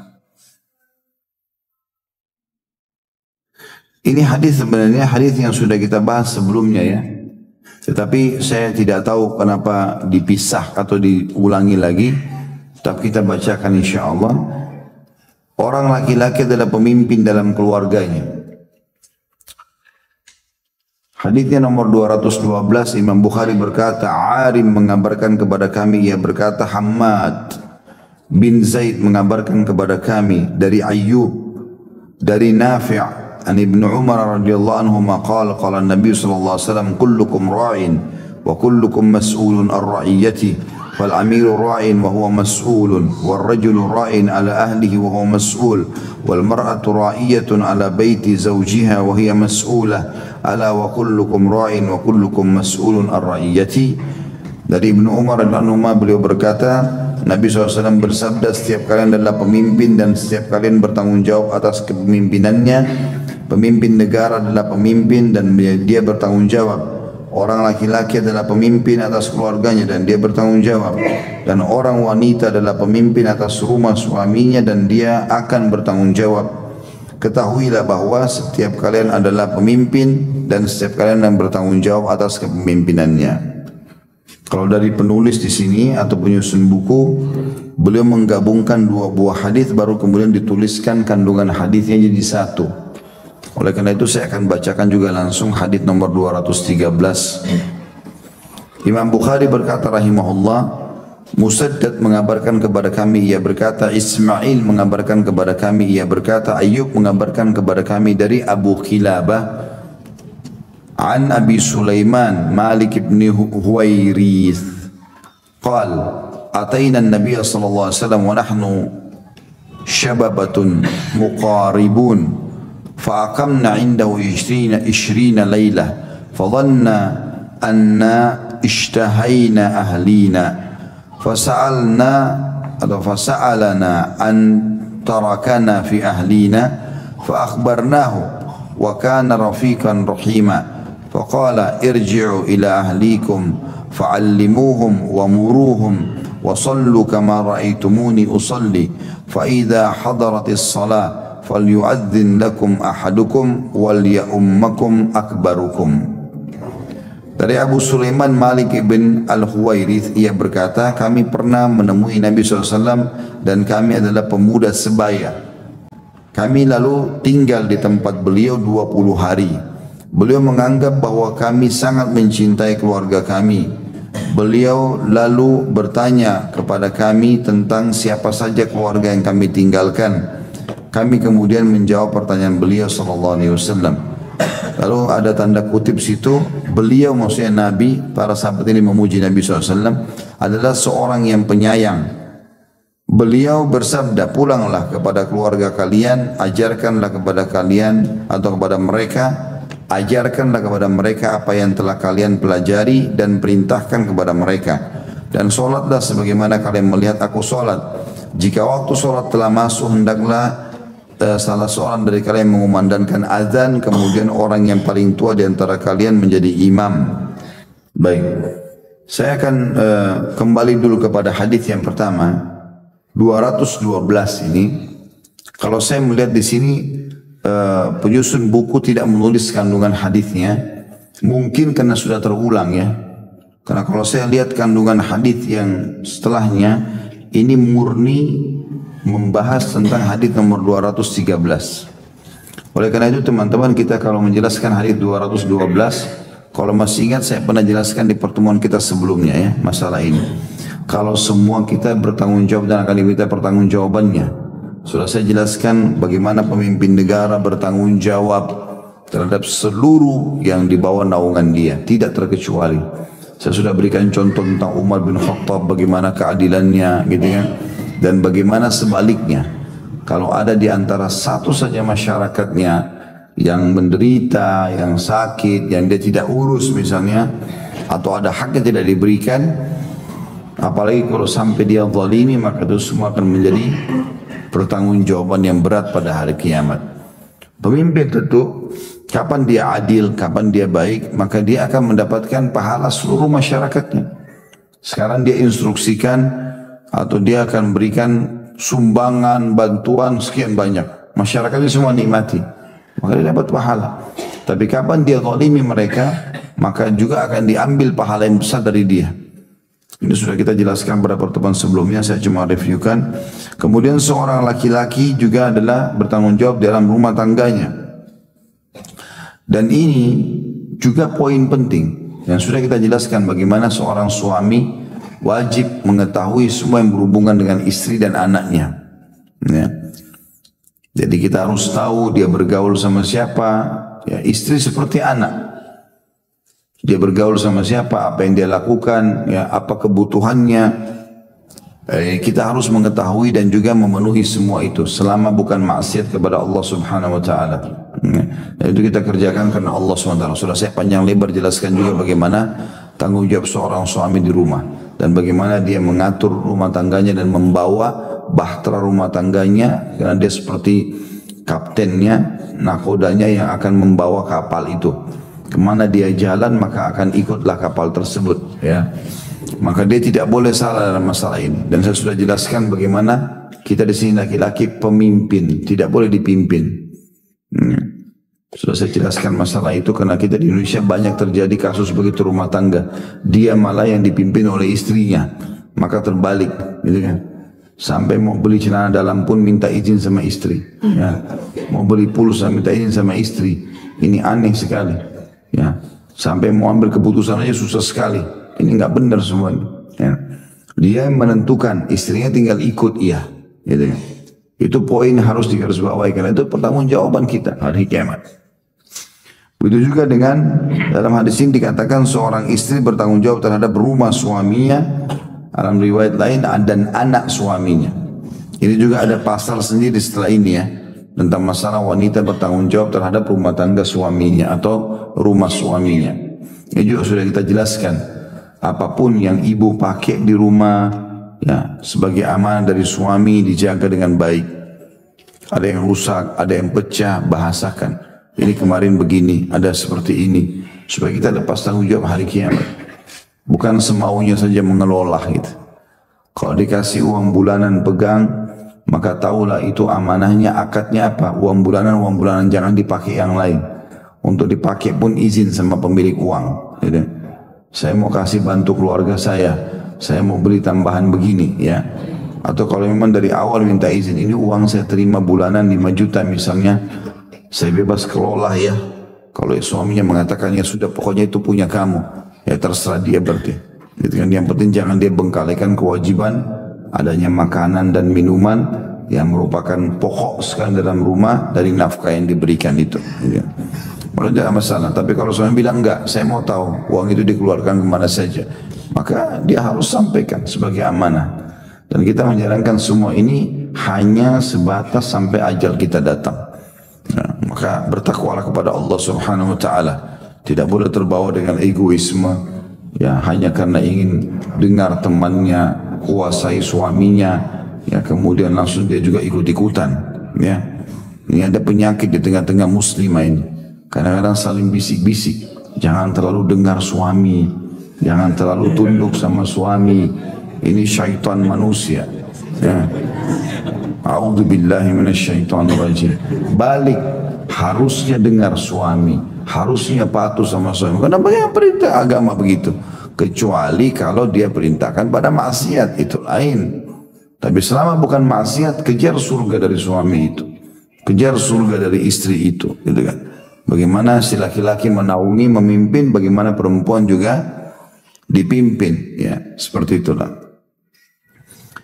Dan juga dalam riwayat ini tidak disebutkan tentang masalah budak, tapi riwayat sebelumnya adalah dan budak bertanggung jawab terhadap harta tuannya atau majikannya dan akan diminta pertanggungjawaban pada hari kiamat. Ini sudah kita jelaskan pada sebelumnya. Sekarang kita akan menjelaskan hadis nomor 213 ini. Saya baca dulu kandungan hadisnya baru saya rincikan insyaallah. Kandungan hadis khusus masalah 213 yang pertama, penghormatan Nabi SAW terhadap perasaan dan keinginan para pemuda tersebut. Kemudian yang kedua, bimbingan. Jadi tadi penghormatan ini waktu Nabi bilang, sepertinya kalian kangen atau rindu sama keluarga kalian. Kalau mau pulang, pulanglah. Karena mereka sudah tinggal 20 hari bersama Nabi SAW. Jadi Nabi SAW menghormati perasaan para sahabat itu. Nanti kita jelaskan insyaAllah. Yang kedua, bimbingan Nabi SAW kepada para sahabatnya seputar masalah pendidikan keluarga dan berupaya keras untuk mendidik istri dan orang yang ada di bawah naungan mereka atau tanggungan mereka. Ya. Jadi maksudnya di sini Nabi SAW terbukti sangat peduli dengan masalah istri dan anak, sampai-sampai mengingatkan anak-anak muda yang baru menikah yang datang belajar kepada Nabi SAW di Madinah, pulanglah kalian, mereka itu butuh kalian. Ini berarti menandakan ada kepedulian Nabi SAW dan juga para sahabat radhiyallahu alaihim, karena mereka pulang setelah itu terhadap keluarganya, karena mereka juga butuh perhatian khususnya. Yang ketiga, segala bentuk peribadatan merupakan perkara tauqifiyah, di dalamnya tidak ada ruang bagi nalar dan kias. Tauqifiyah tahu ya? Tauqifiyah itu maksudnya tidak boleh dikerjakan sampai ada dalil. Dalam ibadah tidak boleh kita kerjakan ibadah apapun sampai ada dalil yang memerintahkan. Tauqif nggak boleh sama sekali. Nggak boleh ngarang-ngarang ibadah. Ibadah dikarang-karang jadi bid'ah nanti. Nggak boleh. Nggak pernah ada perintahnya dibuat-buat. Maka dalam ibadah tauqifiyah, artinya berhenti, tidak boleh sampai ada dalil. Ada yang mengatakan kerjakan ini sebentar. Dalilnya ada nggak? Ada, kita kerjain. Nggak ada, jangan. Itu diistilahkan dengan ini. Segala bentuk peribadatan merupakan perkara tauqifiyah. Di dalamnya tidak ada ruang bagi nalar otak. Masuk akal, tidak masuk akal, tidak ada urusannya. Tidak, tapi kan saya mau sholat. Misal, saya kasih contoh. Ada orang dulu pakai nalarnya di zaman Hasan Basri rahimahullah. Habis sholat asar, orang ini tiba-tiba berdiri sholat ba'di asar. Hasan Basri lagi zikir sama teman-temannya. Mau diberhentiin sama Hasan Basri, tapi habis salam berdiri lagi sholat. Begitu terus sampai 8 rakaat. Setelah 8 rakaat orang ini masih mau berdiri sholat. Hasan Basri sudah putar di belakangnya, langsung dipegang tangannya. Kamu kerjakan apa ini? Apa jawaban orang tersebut? Masa Allah marah sama saya gara-gara saya sholat? Nalarnya dia, oh sholat kan bagus. Apa kata Hasan Basri rahimahullah? Allah enggak marah sama kau karena kau sholat. Allah marah sama kau karena kau buat sholat. Enggak ada perintahnya kau sholat 8 rakaat habis asar. Dari mana? Tidak selamanya orang niat baik diterima sama Allah. Harus ibadah itu tauqifiyah, nggak boleh sembarangan. Ada perintah kerjaan, tidak ada jangan. Gitu kan? Nggak boleh sama sekali kita ngarang-ngarang. Begitu juga dengan kias. Kias maksudnya adalah perumpamaan ya dari masalah satu perbuatan dikiaskan. Misalnya dikiaskan khamar ya, minuman keras kan. Disini khamar memabukkan ya. Kita kiaskan semua yang memabukkan masuk di dalamnya seperti narkotika ya. Apalah suntikannya, daunnya, segala macam masuk dalam istilah khamar. Masuk dalam istilah khamar karena dia membuat orang ketagihan dan membuat orang keluar dari akal sehatnya. Maka dalil yang datang tentang khamar. Dan khamar di zaman Nabi SAW adalah minuman yang berasal dari gandum atau anggur, gitu kan? Yang memabukkan. Tapi ini ditarik dalam semua minuman. Kiasnya termasuk masalah semua yang memabukkan, bir, whisky, apa saja. Walaupun itu tidak ada nama-nama itu di zaman Nabi SAW, maka dikiaskan semua itu. Itu namanya istilah kias, dikiaskan, gitu kan? Sama juga dengan ulama menarik dalam masalah babi misalnya. Babi haram. Baik apanya haram? Semuanya haram. Datangnya perintah untuk tidak boleh memakan babi, bukan cuma dagingnya. Maka masuk dalam semua itu adalah kulitnya, tulangnya, bulunya, semuanya nggak boleh. Seperti itulah memahaminya. Jadi poin nomor 3 ini yang dimaksudkan adalah dalam peribadatan harus ada dalil baru dikerjakan. Kalau enggak boleh diakal-akalin. Ya. Yang keempat, anjuran agar mengumandangkan azan dan melaksanakan sholat fardu secara berjamaah. Serta orang yang berusia lebih tua didahulukan untuk menjadi imam jika para jamaah sejajar dalam syarat-syarat imamah lainnya, maksudnya syarat imam yang lainnya. Baik, kita akan cukupkan dengan hadis ini tentunya. Saya akan bedah hadis ini insyaallah. Bagian pertama yang kita ambil adalah perkataan Abi Sulaiman Malik ibn Huwairith radhiyallahu anhu. Beliau mengatakan atainan Nabi SAW wa nahnu syababatun mutaqaribun. Potongan ini dikasih angka 1. Beliau mengatakan Malik radhiyallahu anhu, aku dan teman-temanku yang sebaya denganku, seumur, masih muda-muda semuanya, mendatangi Nabi SAW. Dan ini mirip dengan hadis sebelumnya tadi. Berarti kita boleh mendatangi para ulama, kita bertanya sama mereka, ya. Dan sebenarnya ya, kalau kita mau bicara yang sebenarnya, ulama itu didatangi, bukan ulama yang mendatangi. Zaman sekarang kita didatangi oleh para ulama. Ya. Jadi ustadznya dan ulamanya ini sibuk datang ke sana, datang ke sini, datang ke sana. Zaman dulu tidak seperti itu. Mereka dulu di satu tempat, ya orang semua pada datang mengambil ilmu dari mereka. Makanya dikatakan ilmu itu didatangi, bukan mendatangi. Harus dia yang datang. Tapi tentu boleh saja, kayak zaman sekarang mungkin untuk mempermudah, maka kalau orang memang merasa dirinya mampu, dia datang satu tempat lalu dia mengajar gitu kan. Walaupun sebenarnya ilmu itu didatangi dan bukan dia mendatangi orang lain, karena ilmu itu harus kita datang, raih dia. Kita datang kepada mereka. Dan kata Nabi SAW, Allah tidak mengangkat ilmu itu dengan sekaligus diangkat, tapi Allah matikan para ulama. Kalau mereka mati maka ilmunya bisa hilang bersama mereka, kalau tidak diambil. Makanya harus didatangi. Ini yang dimaksudkan dengan perkataan para sahabat kami mendatangi Nabi Shallallahu Alaihi Wasallam. Tadi juga hadis sebelumnya begitu kan. Saya masuk, kata Mutarrif, ya, radhiyallahu anhu, saya masuk bersama kelompok Bani Amir untuk bertanya kepada Nabi SAW. Jadi memang didatangilah ilmu itu. Itu diambil daripada hadis ini. Dan juga diambil dari potongan yang pertama hadis ini adalah anak-anak muda. Jadi teman-teman belajar agama dari muda. Jangan sudah tua baru mau belajar. Tentu tidak sama sekali mengucapkan kalimat ini untuk tidak menghormati atau menghina orang tua kita, bukan. Tapi teman-teman, kalau kita masih muda belajar berbeda keadaannya. Kita masih lebih fresh, akal, kekuatan, waktu, semangat, berbeda. Ya. Maka gunakan waktu muda itu betul-betul untuk belajar agama. Supaya kita sampai pada umur tua sudah faham semuanya. Gitu kan?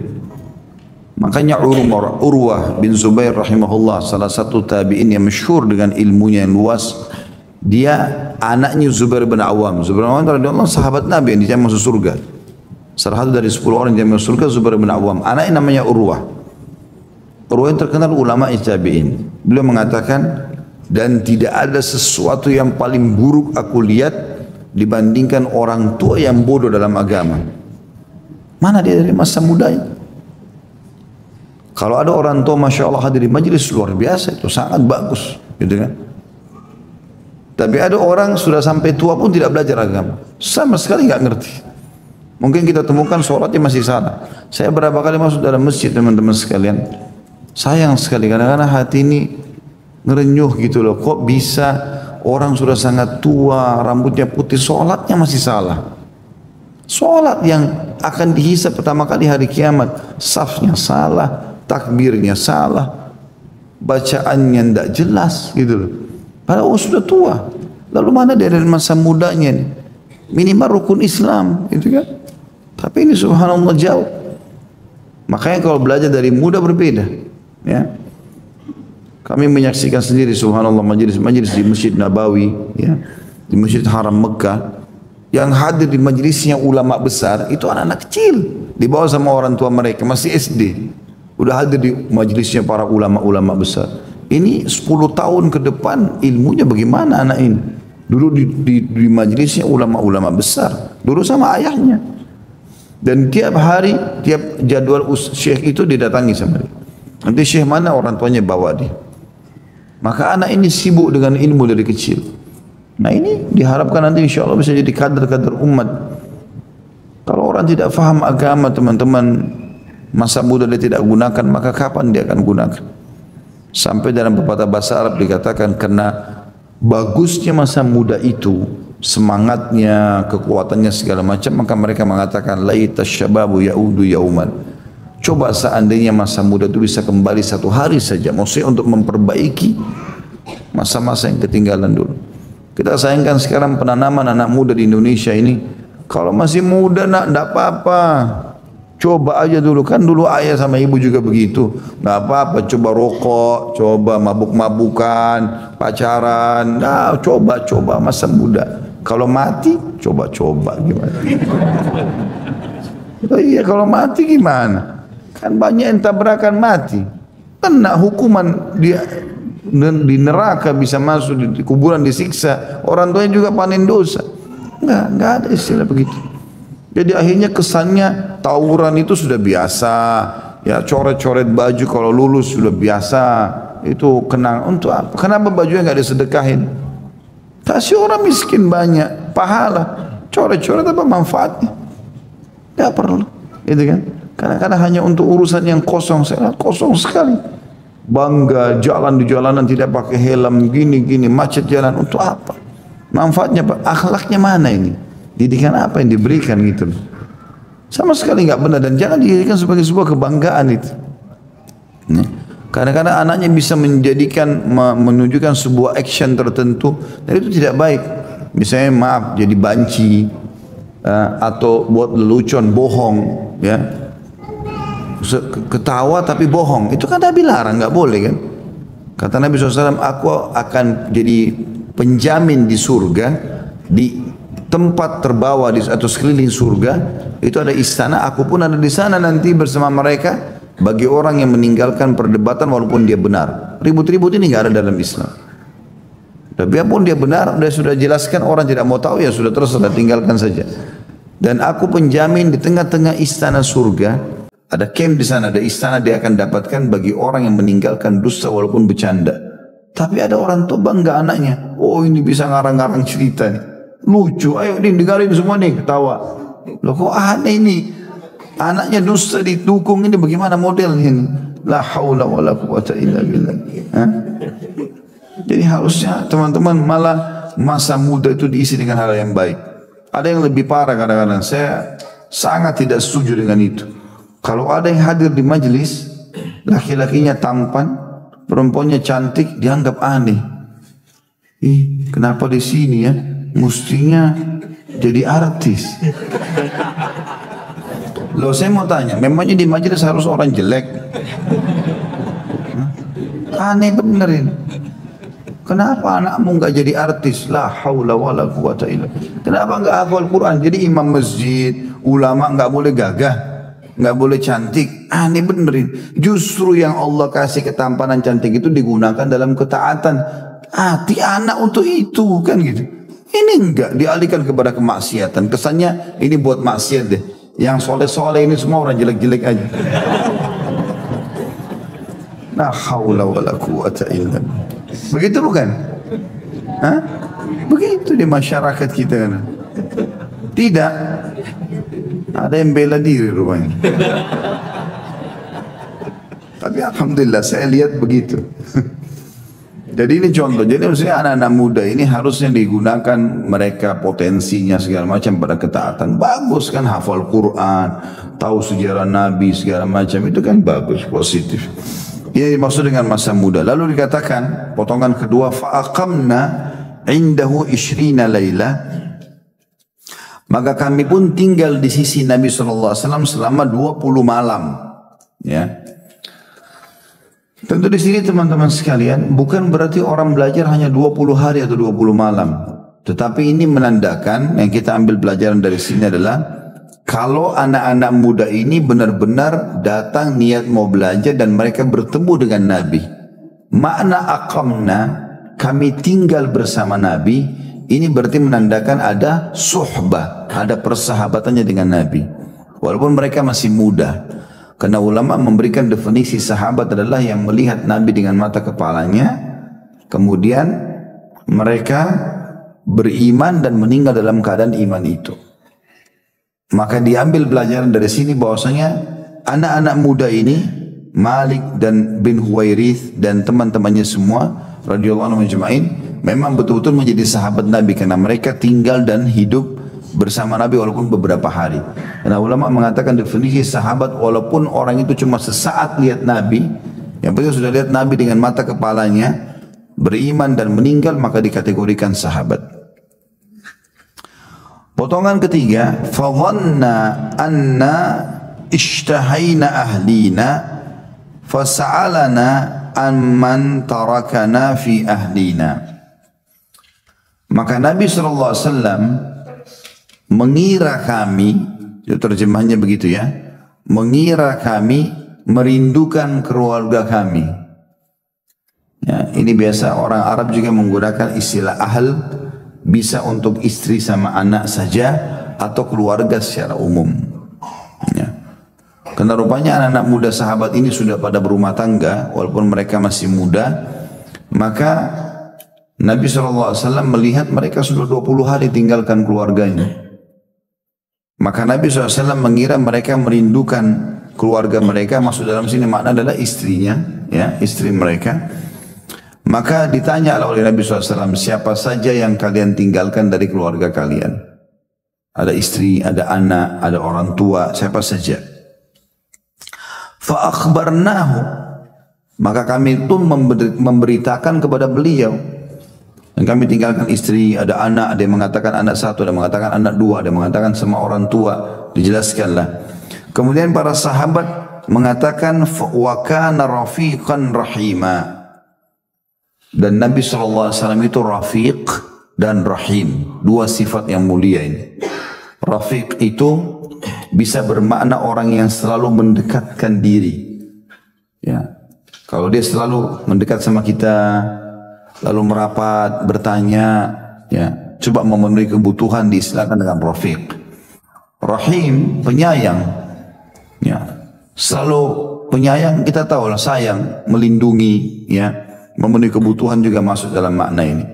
Maksudnya para sahabat ini menggambarkan bagaimana Nabi SAW begitu pedulinya dengan kami, sampai-sampai ini menandakan bentuk kasih sayangnya Nabi SAW kepada para sahabat, sampai pekah sekali.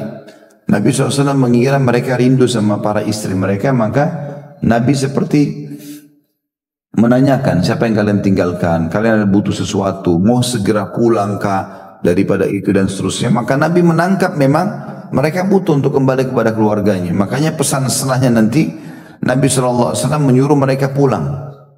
Ya. Dan di sini juga ada sebagian ulama mengambil pelajaran, mengatakan dianjurkan bagi setiap laki-laki yang meninggalkan istrinya dalam perjalanan dinas, baik menuntut ilmu, baik mencari rezeki, baik jihad, ya. Ini semua dia tetap harus selalu kontak dan berinteraksi dengan keluarganya. Tahu kabar mereka, karena itu tanggung jawabnya. Dan dia membatasi waktu safarnya sesuai dengan kebutuhan. Maksimal kata sebagian ulama adalah 4 bulan. Kecuali dalam keadaan darurat lagi itu berbeda. Kita ada keadaan darurat, nanti kita jelaskan, seperti orang terlanjur keluar ke negeri, kerja punya akad 2 tahun baru bisa pulang misalnya.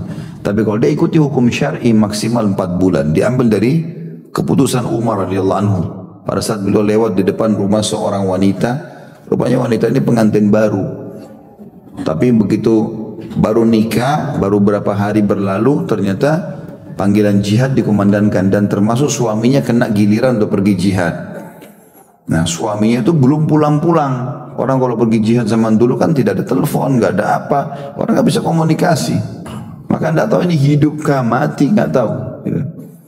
Perempuan ini lalu melantunkan syair, diantara maknanya tentu dia mengatakan, kalau bukan karena menjaga kehormatan hubungan dengan Tuhanku dan kehormatan suamiku, maka keempat kaki ranjang ini akan bergerak. Maksudnya aku bisa berzina ini. Tapi itu bahasa kiasan. Umar bin Khattab lewat depan rumah perempuan itu. Umar ini sangat disegani. Maka Umar dengar itu. Maka dia mengatakan, apa yang kau ucapkan wahai amatullah? Amatullah tadi hamba Allah perempuan ini. Dia bilang tidak ada. Saya cuma mengatakan kalimat apa yang saya ucapkan, hai Amir Mukminin. Kata Umar, kenapa kau ucapkan itu? Seakan-akan kau mau berzina maksudnya gitu kan. Kenapa kau ucapkan itu? Kata dia, ya Amir Mukminin, suami saya pergi berjihad, saya baru menikah. Dan ini dari belakang hijab ya, belakang tembok. Perempuan itu dalam, Umar di depan rumah gitu. Jadi bukan bertemu. Kata dia, ya Amir Mukminin, suami saya pergi jihad dan sampai sekarang belum pulang, sudah berbulan-bulan. Saya membutuhkannya. Maka Umar bin Khattab pun langsung pulang ke rumahnya, bertemu dengan anaknya Hafsah, Ummul Mukminin radhiyallahu anhum ajma'in. Bertanya, hai Hafsah, berapa lama perempuan bisa bersabar dari suaminya? Kata Hafsah, 4 bulan. 1 bulan pertama, 2 bulan masih bisa. 4 bulan dia pasti merindukan suaminya. Maka Umar bin Khattab mengeluarkan instruksi, semua mujahid maksimal 4 bulan harus pulang. Nanti digilir lagi dengan mujahid yang lain. Seperti itulah. Maka ini bagian daripada syariat. Jangan sampai seseorang safar, telepon nggak pernah, tanya kabar nggak pernah, nggak mau tahu kabarnya bagaimana, gitu kan? Maka dia harus tahu. Minimal dia tanya, tanggung jawabnya dia. Ada makanan, masih ada kebutuhan yang Allah akan hisab hari kiamat, gitu kan? Maka itu termasuk bagian daripada poin yang diambil di sini. Kemudian potongan yang selanjutnya, ini atau potongan yang ketiga kurang lebih ya, atau potongan yang keempat, maaf. Potongan yang pertama tadi kami mendatangi Nabi SAW bersama anak-anak muda yang sebaya. Potongan yang kedua kami tinggal di sisi beliau 20 hari. Dan potongan yang ketiga adalah Nabi SAW mengira kami merindukan keluarga kami, atau tepatnya tadi para istri kami. Kemudian potongan yang keempat adalah perkataan Nabi SAW, irji'u ila ahlikum fa'allimuhum wa muruhum. Pulanglah kalian sekarang kepada keluarga kalian. Lalu apa yang sudah kalian pelajari selama 20 hari ini, ajarkan kepada keluarga-keluarga kalian itu. Berarti di sini ada perintah teman-teman untuk menuntut ilmu bagi laki-laki, terutama perempuan juga boleh tentunya. Tapi laki-laki kan boleh safar kemana-mana. Tanpa mahram pun dia tidak ada masalah. Kemudian tugas dia pulang lalu memulai mengajarkan kepada keluarganya dulu. Ajarkan kepada istri, ajarkan kepada anak, gitu. Ilmu itu diajarkan kepada mereka, lalu juga diajarkan kepada orang lain. Maka ini termasuk poin penting ya. Tapi tentu dalam masalah rumah tangga, ya seperti juga yang kami lakukan tentunya, tidak mungkin, tidak bisa juga, atau bukan metode mengajar itu harus seperti ini ya. Saya bukan di rumah saya mengajarkan istri anak saya dengan cara buka kitab, ayo buka semuanya baca. Tapi mereka saya anjurkan pada saat saya lagi live atau acara mereka ikutin di rumah, gitu kan. Tapi kalau saya datang ke mereka itu lebih banyak kepada prakteknya, pada praktek lapangan. Kayak misalnya kasus saya mau ke masjid, anak-anak saya ajak langsung, ya ikut sama saya ke masjid. Lalu saya ingatkan bagaimana cara sholat dan sebagainya. Kalau istri saya ingatkan tentang masalah pendidikan anak, langsung praktek di depan matanya. Maka itu lebih banyak saya lakukan. Maka tidak secara teoritis. Tapi ada juga orang mungkin di rumahnya dia buka kitab, ngajar. Bisa saja terjadi itu. Masing-masing punya metode gitu kan. Yang penting metode, yang penting kita ajarkan kepada mereka. Karena itu yang dikatakan oleh Nabi SAW, irji'u ila ahlikum. Pulanglah kalian kepada keluarga kalian. Lalu apa kata Nabi SAW? Wa'allimuhum. Ajar mereka. Sampaikan kepada mereka. Wa'muruhum. Dan perintah mereka untuk itu. Seperti Allah mengatakan, Wa'mur ahlaka bis salati wastabir alaiha. Perintahkanlah keluargamu untuk salat dan sabar. Perintahkan mereka agar bersabar dalam menjaganya. Umar bin Khattab pada saat malam hari atau setiap hari, di malam hari beliau bangun salat tahajud. Di awal malam, nanti kalau sudah seperti terakhir mendekati subuh, boleh bangunkan keluarganya, istrinya sama anaknya, bangun sholat. Bukan sholat subuh ya, sholat malamnya dibangunkan. Lalu beliau membaca ayat tadi, wa'mur ahlaka bis salah, perintahkan keluargamu untuk sholat, wassabir alaiha, dan sabarlah dalam mengerjakan sholat itu. Ya. Maka ini yang dimaksud dengan muruhum. Mirip juga dengan sabda Nabi SAW, muru auladakum bis salah, gitu kan. Perintahkan anak kalian sholat di umur 7 tahun, pukul mereka di umur 10 tahun. Ada perintah untuk itu. Potongan selanjutnya, potongan yang kelima adalah sabda Nabi SAW, wasallu kama ra'aitumuni usalli. Dan sholatlah kalian sebagaimana kalian melihat aku sholat. Ini penting ya. Maka semua tata cara ibadah wajib sesuai dengan yang dicontohkan dari Nabi SAW. Enggak boleh ngarang-ngarang. Ya. Dan syarat diterimanya amal 2. Ikhlas karena Allah. Karena kata Nabi SAW, Inna Allah la yakbalu amalan illa makana khalisan liwajhi. Allah tidak akan terima amal kecuali yang ikhlas karenanya. Yang kedua, mutaba'ah. Mengikuti Nabi SAW. Enggak boleh tidak sesuai. Nah percuma. Nabi bilang asar 4 rakaat, orang kerjakan 5 walaupun dia mau lebih, tidak bisa. Nggak diterima sama Allah SWT. Atau dia bilang saya malas, saya mau 3 saja. Nggak bisa. Harus mengikuti baginda Nabi SAW. Semuanya begitu. Terutama masalah sholat. Dan ini subhanallah saya sering mengadakan pelatihan sholat di beberapa tempat. Setiap saya buat pelatihan sholat, hampir semua salah sholatnya. Ini yang saya pengalaman pribadi ya. Ayo bapak ibu di sapu sendiri ada hijabnya, bapak-bapak sendiri. Ayo pak, salat itu begini, saya praktikin tangannya, jari-jari semua rata menghadap ke depan, sejajar dengan pundak ya. Kemudian takbir, Allahu Akbar. Sunnah Nabi SAW mempertemukan punggung kanan dengan punggung kiri, atau mempertemukan antara pergelangan kanan sama pergelangan kiri lalu diletakkan di dada. Ini aja sudah banyak yang salah. Belum lagi dengan seluruh tulang-tulang ruas belakang ditegakkan, mata dibuka menghadap tempat kiblat, tempat sujud. Tidak ada tutup mata dalam sholat. Ya, sudah gelap, tutup mata, dingin, bacaannya dalam hati, tidur. Oh iya, benar. Makanya disuruh buka mata. Salat duhur dan asar adalah salat sir. Sir itu apa? Kecilin suara, bukan hilangin suara. Nah, jadi kita baca Alhamdulillahirrahmanirrahim Ar-Rahmanir-Rahim. Kita dengar sendiri. Mata buka, mulut ucapin, telinga dengar. Itu baru nggak ngantuk. Ini dalam hati. Tidur nanti. Itu tata cara sholat. Banyak orang salah. Oh, saya kalau tutup mata lebih khusyuk, Ustaz. Bukan. Nggak benar. Lebih khusyuk tidur ya. Awalnya 1 menit pertama syaitan godain begitu. Apa kata Nabi SAW? Allah terus memandang wajah seorang hamba selama matanya melihat ke tempat sujudnya. Buka mata ini. Kecuali antum buta lain. Tapi kalau enggak buka mata, baca. Itu tata cara sholat begitu. Jangan dipindahkan. Kemudian ruku setelah selesai baca. Di antara syarat mutlaknya sholat yang mengikuti Nabi SAW, tumaknina. Wajib sholat, batal tanpa tumak nina. Apa tumak nina itu? Tenang, tenang. Alhamdulillahi Rabbil Alamin, berhenti dulu. Ar-Rahmanir-Rahim, Alhamdulillah Ar-Rahmanir-Rahim. Tidak ada titik komanya, sambung semua. Ruku, Allah Akbar, Subhanallah. Belum Subhana Rabbil Azim. Setengah pun belum, gitu kan? Baik. Sudah, Allah Akbar. Ini apa?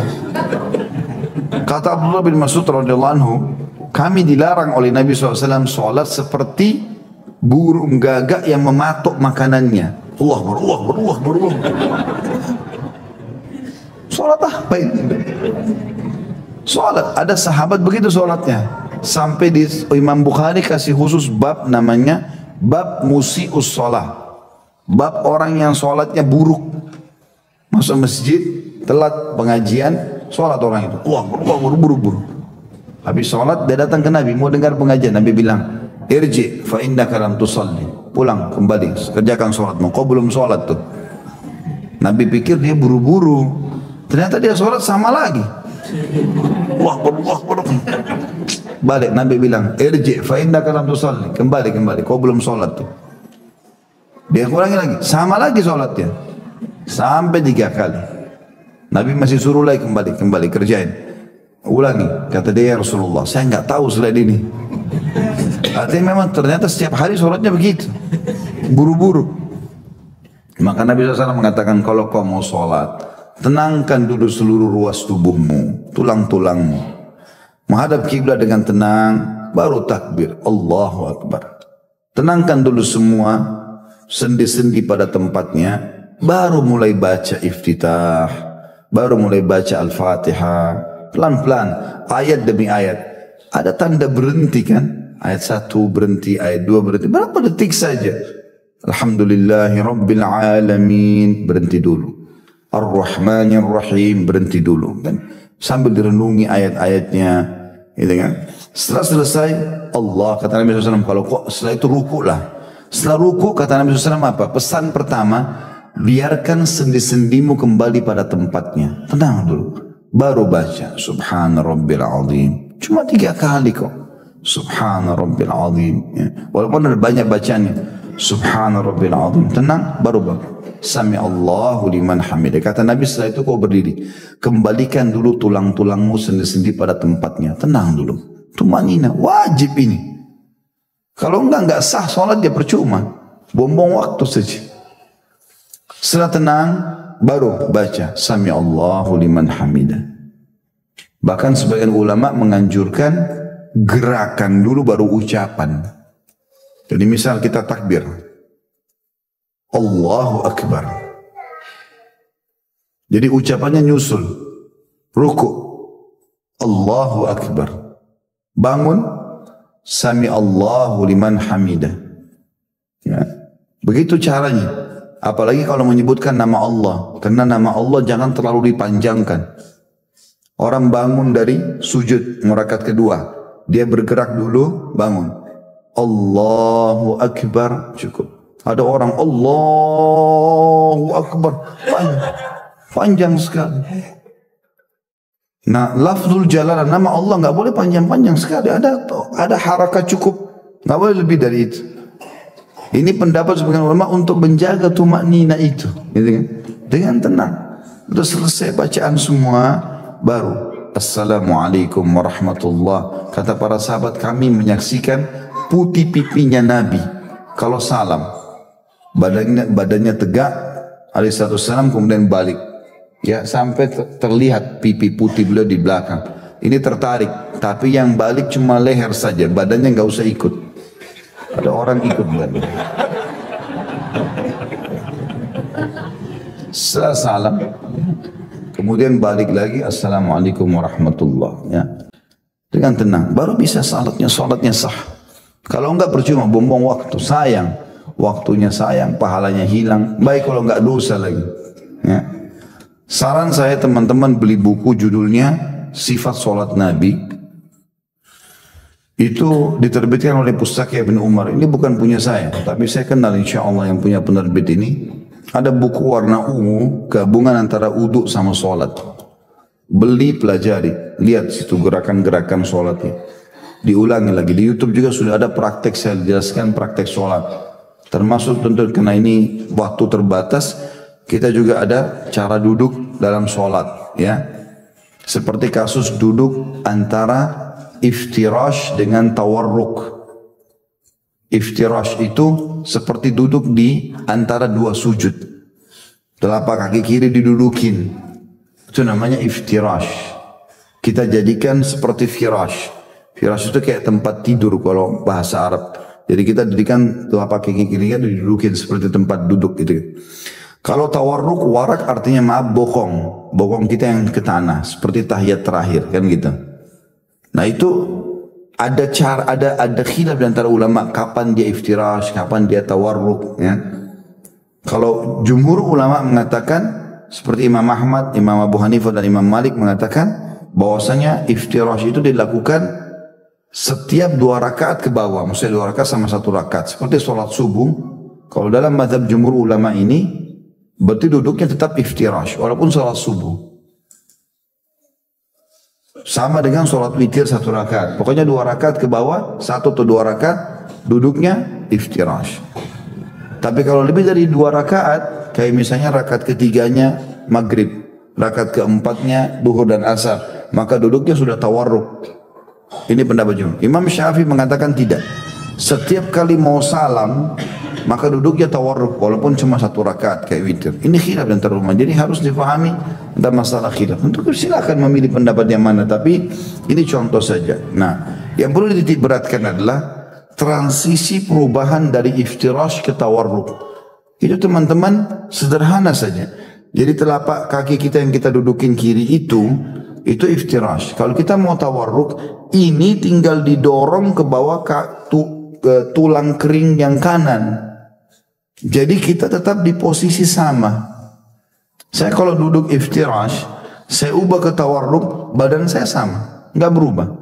Tapi sebagian orang di masjid tidak begitu. Dia duduk, dilempar badannya ke sana. Orang semua terdorong. Jadi dari ujung sana ke ujung sana terdorong. Karena dia mendorong badannya pada saat dia ubah dari iftirash ke tawarruk. Sebenarnya tidak. Jadi coba praktekin, yang kita dudukin telapak kaki kiri itu tinggal didorong saja ke bawah tulang kering dan duduk di posisi yang sama, tidak akan mengganggu orang. Dan cara mengatur saf adalah pundak saja. Ini ukuran saf kita. Jangan orang badannya kecil, kakinya lebar. Atau ada juga badannya lebar, kakinya dikecil. Ini melanggar sunnah Nabi semua. Kata para sahabat kami di zaman Nabi SAW, kalau diiqamahkan sholat, maka tumit kami bertemu dengan tumit teman kami di sebelah. Bertemu, ya. Dan ukurannya adalah pundak. Kalau pundak ini seperti inilah. Telapak kaki juga seperti itu. Jangan dikasih sayap begini, tapi dibuka begini, sehingga tumit kita bertemu dengan tumit orang di sebelah. Kata Nabi SAW, jangan biarkan ada celah di saf yang membuat syaitan masuk dan menggoda kalian sholat. Salah satu membuat orang tidak khusyuk itu adalah adanya celah di saf. Ada orang begitu masuk masjid, sujadanya Masya Allah besar. Ya, 1,5 meter mungkin. Dia badannya kecil, tengah-tengah. Nggak mau orang lain injak kaki sejadahnya dia. Suruh sebelah jauh. Jadi jarak antara dia sama temannya di sebelah ini luar biasa. Syaitan 7 orang mungkin yang masuk di situ. Kan syaitannya masuk. Karena terlalu jauh jarak. Sejadahnya terlalu besar. Kalau mau sejadah besar, biarkan orang masuk ke saf kita. Bahkan kata Nabi SAW apa? Ringankan pundak-pundak kalian untuk saudara kalian masuk ke saf. Selama masih ada celah, biarin masuk 1 orang lagi. Itulah. Disuruh begitu memang. Saya kadang-kadang imami masjid, ada beberapa masjid itu saya imami.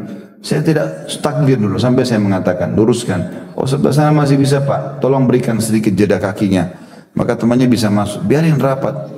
Rapat itu sangat membantu untuk tidak diganggu oleh syaitan. Itu contoh saja. Kita kalau mau bahas bab sholat ini panjang sekali. Ada bab-bab khusus saya sudah bahas itu. Dalam kitab Minhajul Muslim, dalam kitab Bulughul Maram. Bahkan tata cara sholat Nabi sudah kita praktikin. Ada di YouTube, insya Allah bisa diambil. Itu sudah banyak yang saya praktikin. Tapi ini salah satunya, garis besarnya.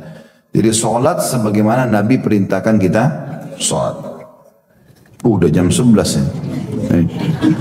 Yang terakhir dikatakan potongannya fa idza hadaratis shalah falyu'adzin lakum ahadukum wal ya'ummukum akbarukum. Dan salah satu syarat salat adalah kalau tiba salat maka azanlah. Dan azan ini sifatnya fardu kifayah, tercukupkan kalau sudah ada yang azan.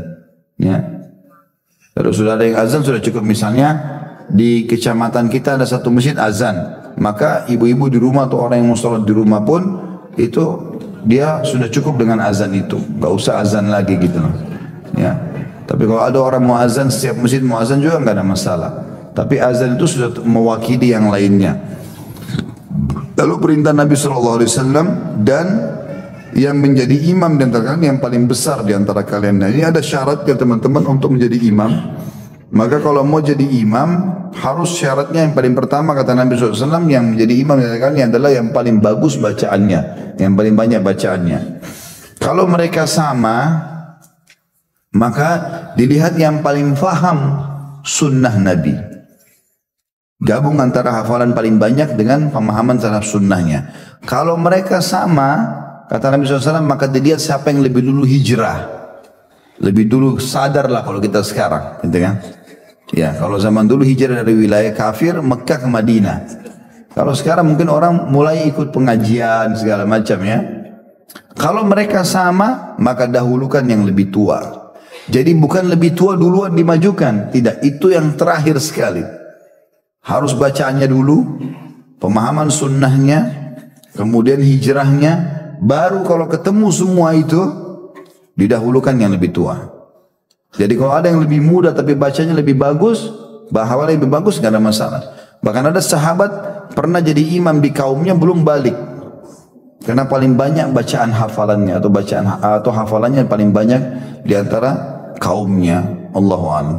Baik, ini bahasan kita, mohon maaf tidak bisa ada pertanyaan hari ini. Dan mungkin kita juga tutup pengajian kita dengan hari ini ya. Karena sudah menjelang lebaran 10 terakhir Ramadan, minggu depan saya juga bimbing umrah. Maka insya Allah kita ketemu nanti selepas lebaran. Kita berdoa kepada Allah SWT semoga majelis kita diberkahi dan juga diberikan umur yang panjang dan kesempatan untuk terus mendapatkan Ramadan yang banyak ke depannya sampai insya Allah maksimal ajal yang Allah datangkan. Itu saja, subhanakallahumma bihamdika asyhadu an la ilaha illa anta astaghfiruka wa atubu ilaik. Wassalamualaikum warahmatullahi wabarakatuh.